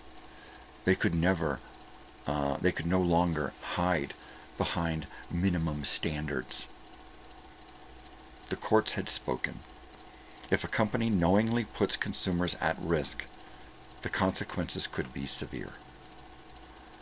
The criminal trial in Indiana, though ending in acquittal, also left its mark. It raised a question that still lingers in legal circles. Can a corporation be held criminally responsible for decisions that led to a death? The Pinto case did not settle that question, but it opened the door. It made prosecutors more willing to consider criminal charges in cases of corporate negligence. And it made companies more aware that their decision could be one day judged not just in civil court, but in criminal court as well. But perhaps the most profound legacy of the Pinto was the shift in consumer awareness. Before the Pinto, many Americans assumed that if a car was on the market, it was safe. They trusted automakers. They trusted regulators. They trusted the system. After the Pinto, that trust was shaken. Consumers became more skeptical, more informed, more vocal. They asked tougher questions. They demanded better answers. They refused to accept industry standard as a substitute for genuine safety. The Pinto also sparked a broader conversation about the ethics of engineering.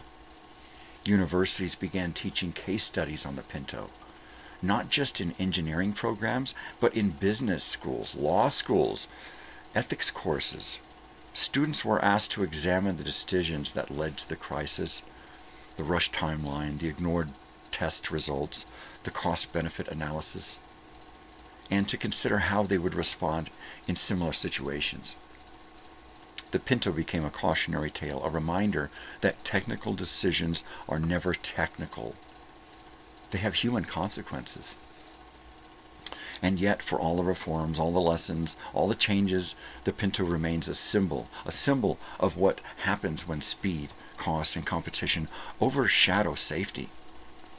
A symbol of how a single decision can ripple outward into tragedy. A symbol of how consumers, when informed and united, can force even the largest corporations to change course. In the end, the Pinto story is not just about the car, it's about accountability. It's about the power of public scrutiny. It's about the responsibility companies have to the public who trust them. And it's about the families, the mothers, fathers, teenagers, and children whose lives are forever altered by a flaw that should never have made it past the drawing board. As we close this investigation, we remember them. We remember the victims, the stories that pushed this into national spotlight. We remember the survivors who testified, who fought, who demanded answers, and we remember the consumers who refused to stay silent. Pardon me. Because in the 1970s, when the Pinto fires burned hottest, it wasn't just gasoline that ignited, it was a movement for safer cars, stronger regulations, and more transparent industry. A moment that continues to shape the roads we drive on today. And that is the legacy of the Ford Pinto fiasco, a tragedy that forced a reckoning, a scandal that sparked reform, and a story that reminds us that vigilance, accountability, and consumer voices are not just important, they are essential. The Ford fiasco, Ford Pinto. Okay, enough of that. That was just... All right, we should probably go to a commercial break so I can get my act together and we can come back and... All right, thank you for joining me this morning. That was a pretty heavy segment. I didn't realize, of course, I never realize how hard it's going to get to me until I start reading it out loud. And then my daughter says I'm a crybaby. My whole family used to call me that, but for other reasons. But I'm just a big baby. I'm so emotional. All right, we're going to go to these one of these commercial breaks here. And when we get back, we'll talk about the pet rock craze. Hey, pet rocks. Totally, eh? Thanks. I'll see you in a bit. Don't go away.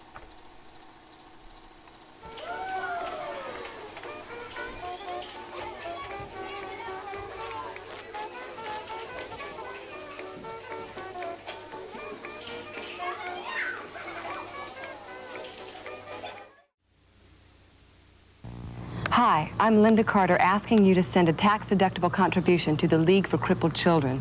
Your support will help provide thousands of physically disabled youngsters with the treatment they need to help realize their dreams. I thank you, and so does he. Right? Right. Send checks to the League for Crippled Children, 2400 South Flower Street, Los Angeles, California, 90007.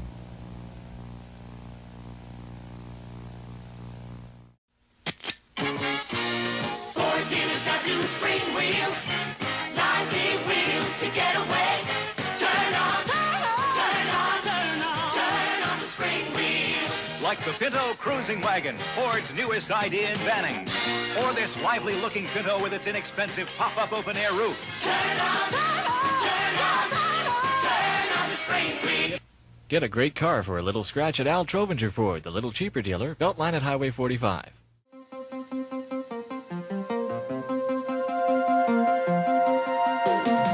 I have this terrible temper, but since I read the book, my attitude has changed. I feel more positive. Now I'm in control.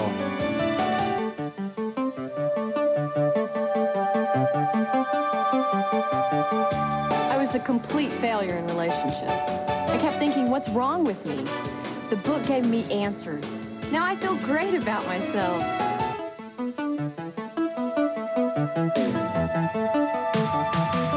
And by the time I got to the 4th chapter, I had the energy and will to get back on my feet again. It was amazing.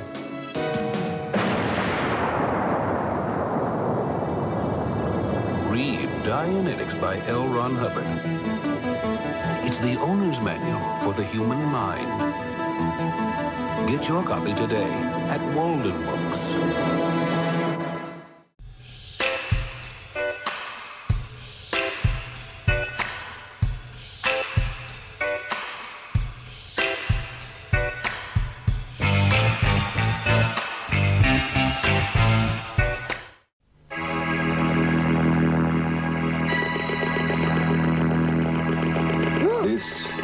Super Simon, and he wants to play.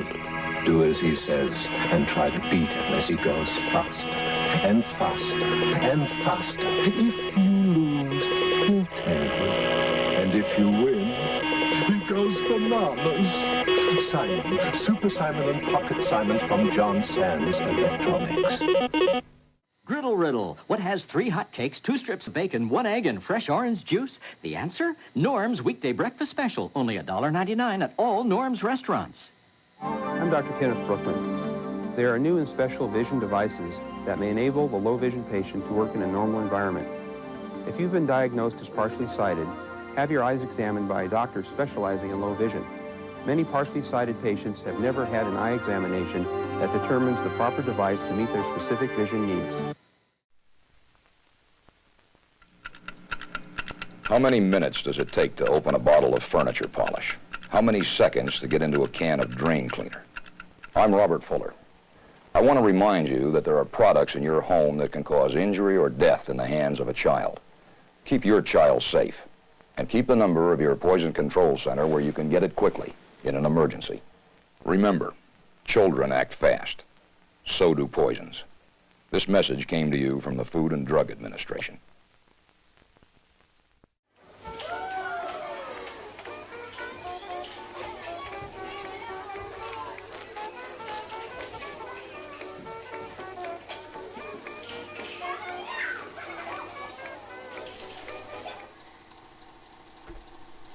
And we are back. I was just screwing around this morning, I swear. I was just screwing around with this thing here this morning. Is it ready? Oh, my batteries popped up. That should do it. Now let's try it.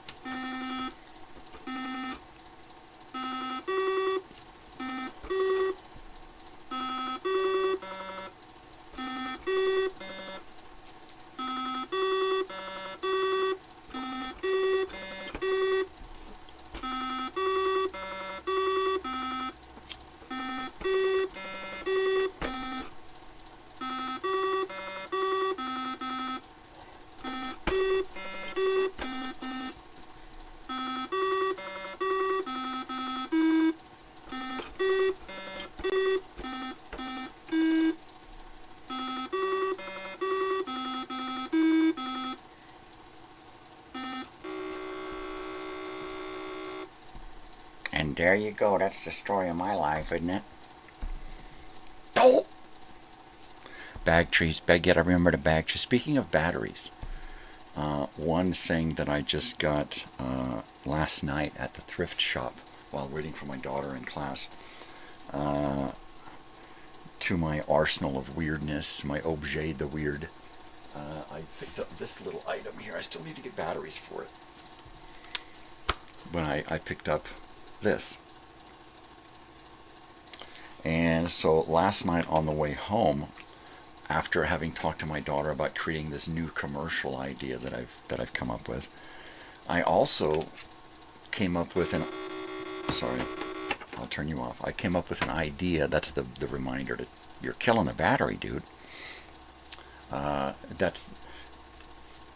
I had this idea that my daughter also has this metal detector that was given to her after she attended the festival in Las Vegas, or maybe it was Chicago. She attended this festival and signed on for this thing, and she was raffled one of the metal detectors that they used at the show, and the people signed it. I can't remember who signed it.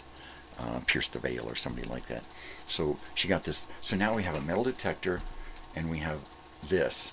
And I thought if I get a couple of security shirts and a vest with the reflecting stuff on it that says staff, right, I would talk to one or two of my friends and go downtown into Joshua Tree on a touristy day when there's a lot of people down there, because the streets are packed with people crossing the streets. And I thought, okay, we'll go to just as people start to line up to wait, right after the light turns red and they can no longer cross, we run out there with the megaphone and the metal detector and a little table, and we set it up real quick, and then we go into the routine, the skit of getting people to line up to cross the light, right? And then we warn them as, you can't take back the line, back the line. And then not only that, but then we march them single file across the intersection, right?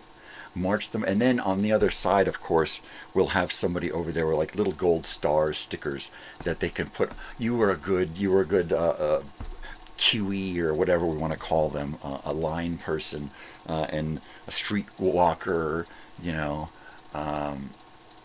and then we can liven it up and have, people, all right, we're going to, the person who can dance the best across the crosswalk gets a booby prize or something, right? And so, of course, I thought that I had turned off my creativity for the show. Not so, because it's still there. So I'm working on a commercial, and now I've got this stupid thing hovering in it's always something. It's always something. So speaking of musician in training, I'm going to be taking my guitar with me today, and from now on, every Tuesdays and Thursdays are going to be guitar day, when I'll be able to sit down there on a blanket or in the car and just practice, because I need to work that into my schedule.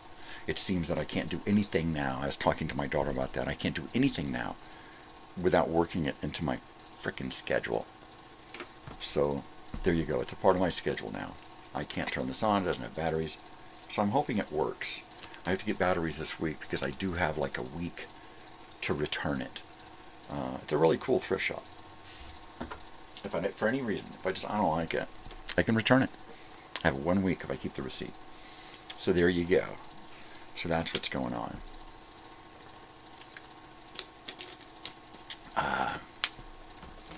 I love the way this looks. I really do. It reminds me of ELO Discovery. Like that kid, the Aladdin dude. Look what I found. Ooh, let me dust it off. Oh, it's gonna grant my frickin' wish. It's all right. I saw ELO. My daughter took me to see ELO, so my wish has been granted. Granted? Yeah. Carrie granted. Shut up. That's not how it is. We got one more commercial break to go to this morning, so we're going to do that. Oh, I don't know, in about 5 minutes or so. So, Bullhorn, exactly. I know that guy. I went to school with Bullhorn. Totally. It's a big dude, bald head. Looked like a side of beef hanging. Totally. I'm just having too much fun being me, I guess. I guess that's it. No one else, I'll tell you what, no one else on this planet can be me like I can. Isn't that true for everybody? It should be. We got a lot of people out here in the world that are just kind of like drones, man, because they're just so similar to each other. I find that about guys, I find that about girls, I find that about most of the population nowadays. They're all trying to be like each other, you know. You got the bearded crowd, right? The guys with the perfectly sculpted beards that look like they're chiseled, right? And then the them cucks with the hats and the necks and the foghorn leghorn, right? And they always look the same: jeans and t-shirt and boots and a hat, you know. And then the Kardashian women, the women out there that are just like Kardashians. And there's like these giant groups of people who just can't be themselves. They have to be like somebody else, you know. And everybody gets affected, you know, and infected, you know. And gosh, I hope I'm original. You know, I've always tried to remain just me. You know, just me. It's just me. That's all. It's just me. It's just crazy old weird bearded guy. I'll say it's just me there, son. Bearded guys with cuffed jeans, yippies. Yeah, those hipsters. There's a lot of hipsters out here. They always have an old truck, old vehicle, right? They always got that beard. They've always got that zombie apocalypse type. You know what? It's just weird. It's just, you know what? I'm okay for weird, but there's just some strange weird out there when you look into a crowd of people and you just see a bunch of clones, you know? And I'm like, dude, come on. I mean, I know some people out here, personally, who are just not like that. And then I look around and it's like, wow, the crowd is mostly filled with people who look just like each other. It's like they planned it, you know, when you and your best friend get together and we're both going to wear the same shirts and the same pants in high school and junior high and stuff, right? We're going to dress alike because we're cool. We're not twins, you know. We're not. It's not a world filled with twins. I don't want to see the Doublemint twins, you know. Come on, let's have some variety again. Everybody just looks so much the same anymore. You know, shh, you didn't see my bong here, did you? Because it's coming out, baby. Look away. He's going to pull out his bong. Is that what he calls it? Yeah. I call it my bong. It's called my big bong. It's made of glass, baby. I'm having too much fun being me. I really am. The more the show progresses through the season here, the more fun I'm having. Really. I mean, last night I came home and I was like, oh, geez. I think women do that more than men. I don't know. I don't see that. I think it's... I wouldn't say that it's balanced, but it fluctuates. It fluctuates because I see so many guys and you line them up, and it's like a lineup, a police lineup, right? Seriously, it's like crossing the streets in Joshua Tree here. It's like a police lineup. You know, you could gather all the women on one crossing and line them up and go, all right, that one looks different. She's the one. She's the one. So I don't know. I wouldn't say that it's, you know, and I'm not trying to just be neutral, because it just, I think it fluctuates. I think sometimes it's more women, sometimes it's more men.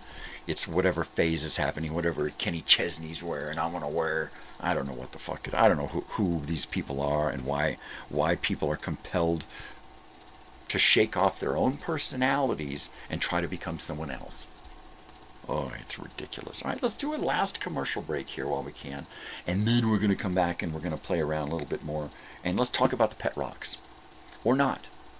It's up to you guys. We can talk about pet rocks, or we can just sit here and fuck around.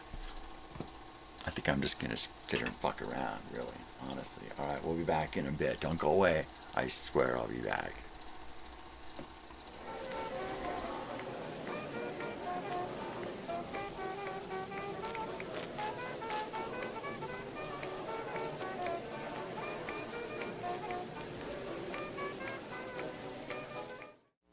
We want fish sticks that come out of a microwave crunchy, not soggy. That's why Gordon's created microwave crunchy fish sticks and fillets. But are they crunchy? They're mild white fish with no preservatives. But are they crunchy? Packed in Gordon's advanced microwave containers. But are they? So they come out crunchy. That's what we've been waiting for. Gordon's microwave crunchy or regular crunchy. For fish the way you want it. Just for returns. Time for? Who knew going back to college meant all this typing? Who's got the time? But it's time for Honey Nut Cheerios. Oh, you mean Psych 101. It's time to tempt your tummy. Golden honey and crunchy nuts. With a taste of nuts and honey. It's a honey of it all. A plus. B. Oh. It's Honey Nut Cheerios. The very things that help you look beautiful can spoil the looks of your vanity tub. That's why there's Corian by DuPont. On Corian, ordinary stains wipe right off. Even burns scrub out with cleanser, and it still looks new. That's because Corian is solid all the way through. Unlike other vanity tubs, the beauty of Corian is more than skin deep. Corian, the solid miracle from DuPont. Great Oscar moments, presented by J.C. Penney. Oscar history was made in 1959 when Ben-Hur won a record 11 awards. A spectacle with a human dimension, Ben-Hur's extraordinary critical and box office success overwhelmed all other films that year. Not only did it win for Best Picture, but the legendary William Wyler took Best Directing honors, and Charlton Heston won the Best Actor award for playing the title role.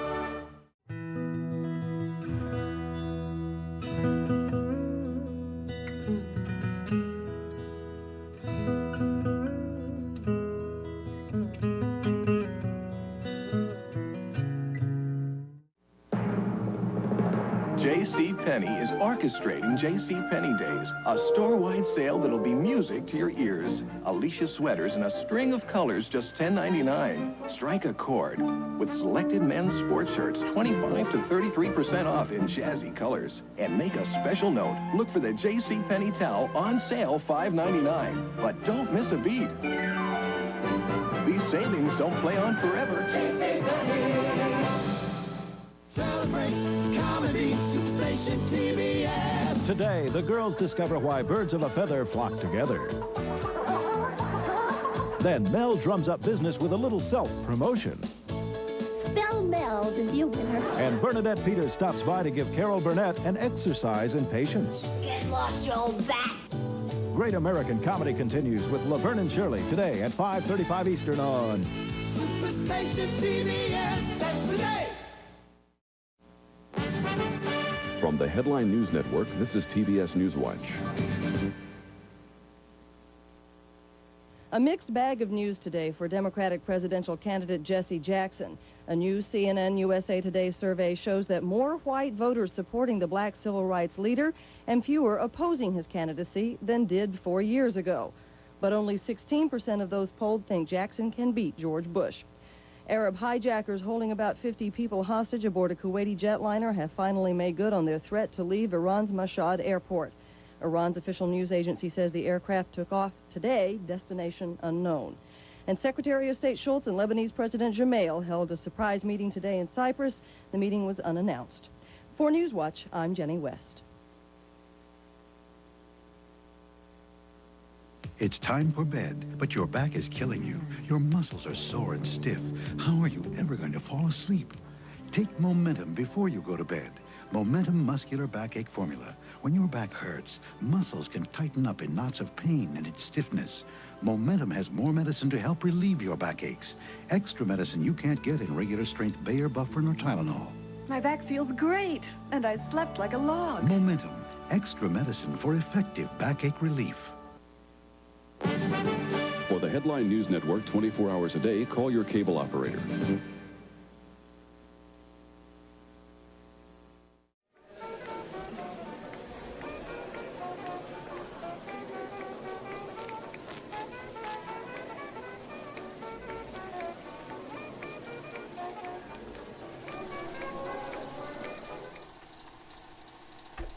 And we are back. I was reading the comments, and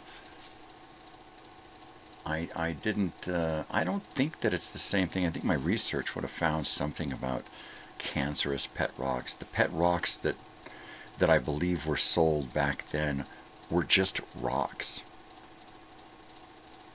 They were just rocks.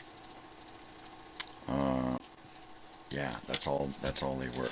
Going back to the commercial breaks, the little things that I call ins and outs, where we go to a commercial break and there's Do-Wacka-Do playing, and we see a store from the past. Those are just stores that I used to shop at. But I believe these were just smooth river rocks. That's all these were. They were just smooth river rocks. Just regular old rocks. Now, if they're manufactured, then yes, they probably have the potential to be screwy, because of course products sold to consumers, well, it's all about the money, so you never know what you're going to get, right?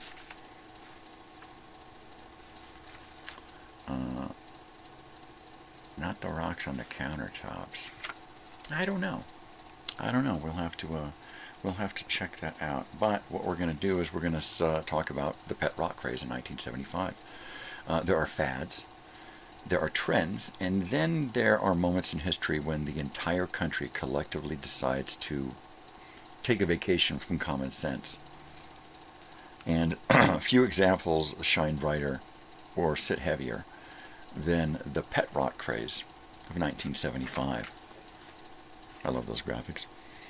A moment when America, weary from inflation, political scandal, and the general emotional hangover of the early 70s, looked around and said, you know what we need? A rock in a box for $20. The idea came from Gary Dahl, an advertising copywriter who, like many great innovators of the era, was sitting in a bar when inspiration struck. His friends were complaining about their pets, the mess, the noise, the responsibility, and Dahl, with a kind of dry wit that only a man in a smoky 70s tavern can muster, said, "My pet doesn't give me any trouble. I have a pet rock." And the table laughed. Dahl didn't. He went home and turned the joke into a business plan. You ever close your eyes and see weird visions? Yeah, all the time. I see my show. The amount of money that... Totally. The brilliance wasn't the rock itself, a smooth, ordinary stone you can find in any driveway. The brilliance was the packaging. Each pet rock came nestled in a cardboard pet carrier, complete with air holes, straw bedding, and a 32-page training manual. The manual was a masterpiece of deadpan humor. explaining how to teach a rock to stay, sit, and play dead, all of which the rock performed flawlessly.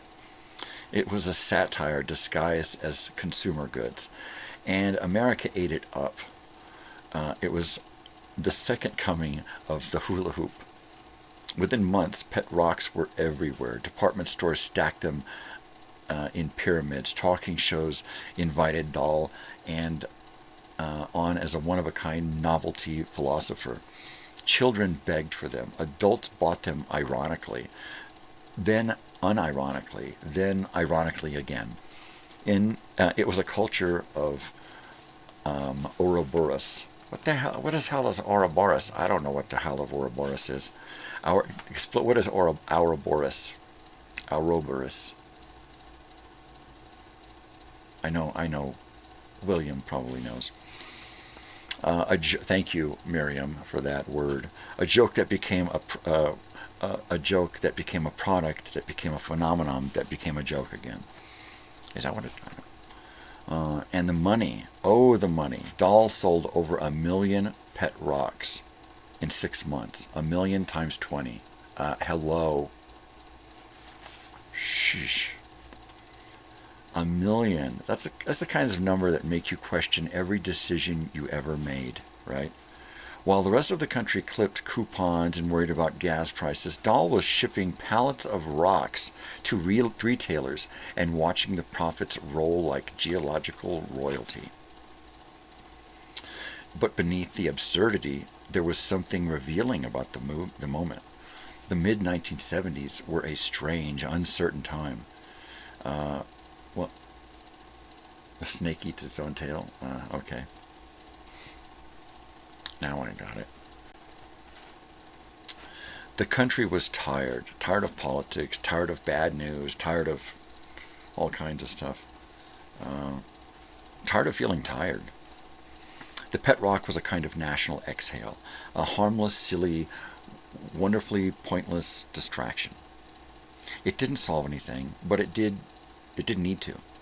It was a reminder that sometimes in the middle of chaos, people crave something simple, something light, something that doesn't ask anything of them except a smile. And there's a certain charm in that. A rock is dependable. A rock doesn't judge you. A rock doesn't shed bark or require a vet. A rock is the perfect companion for a decade that felt like it was constantly on the verge of falling apart. It was the ultimate low-maintenance relationship. Of course, like all fads, the pet rock burned bright and faded fast. By early 1976, the craze had cooled. The rocks were relegated to junk drawers, garage sales, and the archaeological layers of childhood bedrooms. Dahl moved on to other ventures, none of which, that's the word, Ouroboros. I don't know how to say it. Tell me. Right. Let's see. Back to, I should have put my thumb down. The pet rock stands, but the legacy remains. Well, here we go, Dave Mugg. Yeah, the legacy remains. Pet rock stands a moment as a monument to a particular genius of the 70s, a decade that could take a simple stone, wrap it in satire, and turn it into a cultural phenomenon. It was bizarre, it was brilliant, and it was exactly the kind of thing that could only happen in a moment when the country needed a laugh more than it needed logic. And in quiet reflection, you can almost appreciate the purity of it. A rock, a box, a joke that got out of hand. A reminder that sometimes the strangest ideas are the ones that capture the spirit of an era, and that every now and then the world just wants something that doesn't move, doesn't break, and doesn't ask for anything except a little imagination. And there you go, and there you have that kind of a weird story about America. I don't know what's going on. I don't know. I don't understand. You know what? I'll tell you what, though. Subscriptions are free. They're always free. Call Miriam. She'll set you up with a subscription. If you know people who want to subscribe, man, all you got to do is subscribe. That's all you got to tell somebody. Hey, man, subscribe. This dude's weird, man. We're trying to get the show's numbers up so that we can increase the budget. That's all. That's it. That's all we're trying to do. tomorrow's Flashback Friday. We're going to kind of wrap the week up.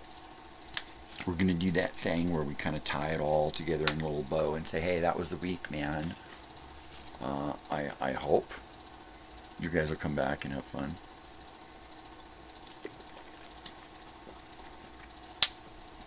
And unity and the universe. Okay. Aurobus.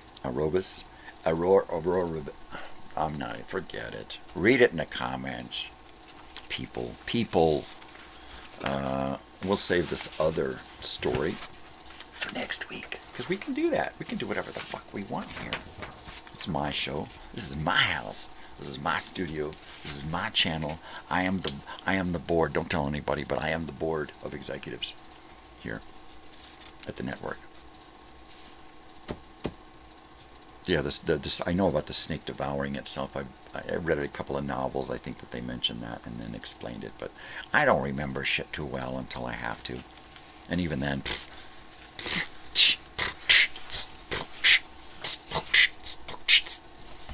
All right, so I've got to leave this morning and take off and go to university. Take my girl down to continue her work on her. Well, she's finishing her bachelor's degree this semester. She's getting her bachelor's degree in psychology, and then after that, she's not gonna have anything to do with psychology or school for a long time. It was on King Tut's tomb. See, that's what I remember. That's from my past life. I was like, I want you to put this on my tomb, okay? Because, like, I dig that whole snake eating itself thing. It's, like, really weird. It's weird. Put it on my tomb. It's weird. I like it. Who the hell's gonna eat them? That's like me grabbing my toe and starting to fucking chew. Infinity symbol, yeah, right. You know what's really weird is when your stuff is loading on your screen, it's got that fucking symbol there. There it is. We're constantly surrounded by that symbol now, right? That's weird. That symbol is there all the time. All you do is tune on your TV, and when it's buffering, fucking chasing its fucking tail. The computer chasing its tail. Yeah, my Windows used to do that before they updated. It used to be the snake chasing its fucking tail. It just was a little. That's heavy shit, man. Symbols are all around us. It's all around us, man. It's all around us. It's a snake. That circle this bugs me, man. It makes my pupils do that. It makes my pupils spin around like that. Totally. We had Jodie Foster Monday and talked all about Jodie Foster. And then I had to edit the show and get rid of the pre-show because it had copyright on it that I didn't check. So it's in the queue. It's in the playlist now. It's agnostic. It's agnostic. Agnostic. It's a gnostic. Gnostic or agnostic? I don't fucking know. I'm a caustic. I'm caustic. That's what I am. So Monday's show is ready to view it in the season 5 playlist. The morning show, season 5. Tuesday was fun. We did all kinds of cool fun news stuff. And yesterday was really fun. I had really a blast doing the radio show. One of my most favorite days of the week now. So I hope you enjoyed today. Today was quite fun. I learned a lot about the Ford Pinto.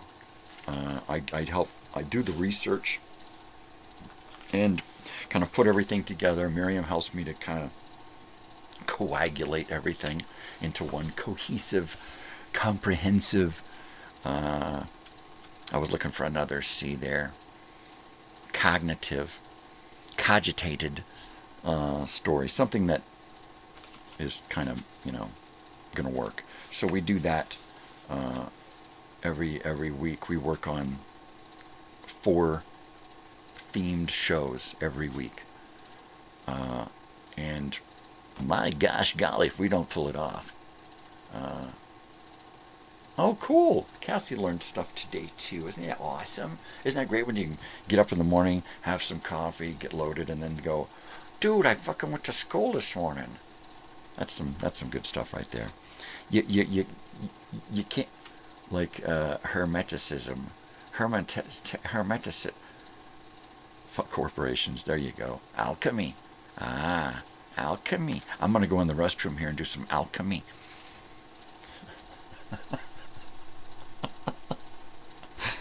Oh, I'm having too much fun. I imagine that my house is going to start waking up soon. Fridays is the day that we go long, and we kind of just stay here and say, fuck the schedule. We're going to party all morning. So be sure to join me tomorrow morning for that. As it is this morning, I am leaving the house in 2 hours, which means I have 2 hours to get my act together and eat and all that kind of stuff. Yeah. It's awesome. It's totally awesome. Wow. Pet rocks. Stupid human tricks. There you go. Could you imagine if the pet rocks could only think? What would they think? God, what stupid fucking people. Or if you're a rock, would becoming a pet rock be like the ultimate? Oh, look at Joe. Joe made it, man. They're picking him up. They're putting him in a box. Oh, Joe just made the big time. Joe's a pet. Way to go, Joe. Woohoo. They get him home and, I'm going to call you Fred. And Joe's like, but my name is Joe. I kill me. The guy's suicidal again. The All is One. Right. That reminds me of the All in the Family, Season 1. You friggin' meathead. Totally. Get them fuckers out. Get them fuckers out. Corporations, the fuckers that are in office right now. All of them. Let's get them out. We can do that. We have the people. It's in the papers. It's in the documents right here, okay? The people have the power, all right? Remember Hands Across America? Hands Across America. We all held hands from one side of the country. We need to do that in earnest and let them know that we're upset. Yep, that's what they're saying. Those rocks are just looking at us going, ah, jeez. Stupid humans. Well, you know, at least rocks are going to be around long after we are. Because, you know, they're hard. And we're weak. We're feeble. Going a little long because my morning pre-show went a little bit long this morning. I wanted to get to the end of the segment that was on. And I'll probably play that segment over again tomorrow morning. But not tomorrow morning, on next Thursday's show, right? Totally. I'm going to have to wrap it up here this morning. I feel the need to do some alchemy in both the kitchen and the restroom. I'm just going to mix it up this morning. Yeah. I can't wait for tomorrow because I don't have anything to do except show up. That's it. That's all I got to do. And that's going to be great. Well, I hope you enjoyed this morning's show. It's been freaking awesome for me. I can't tell you how much fun I have. Because the corporate lawyers, they say I can't tell you that. It would mean that I have something in... anyway. Yeah, fuck corporates. Fuck the corporates. Them bastards. Them fucking bastards. Of course, YouTube is corporate and they're going to shut me off. Oh, how dare you? Oh, you too, Cassie. Have a wonderful day. Have a wonderful day, everyone. William, everyone. And let's go with the usual. Be kind. Spread peace and love. Not bullshit. Not bullshit. Be nice to each other. Do something nice for yourself, but do something nice today for someone else. Doesn't matter. Just do it. Just fucking do it. All right? It'll make you feel good, make them feel good, make the world a better place, make you a better person. All right? Stay weird. All right? Stay weird. Because if you ain't weird, ain't nobody going to do it for you, baby. Be nice to somebody today for no reason. That'll freak them out. Why, you fucking weirdo. What are you doing? What are you being nice to me for? Do that. All right? Just do it. Just do it. All right? Most especially stay weird, because if you ain't weird, ain't nobody going to be weird for you. You got to do it yourself. You got to put in the effort. You got to put in the work. Just fucking be weird. Just do it. Just do it. Just fucking do it. Just be weird. All right? Time travel with me, people. That's what it's all about. We're just time traveling. Go in the past, learn some lessons, bring those lessons into the present and go, I get it. Or at least try to. All right, people, love you. Peace, love. I don't know why I'm doing that now. I will see you guys tomorrow morning. Until then, adios. Now go on.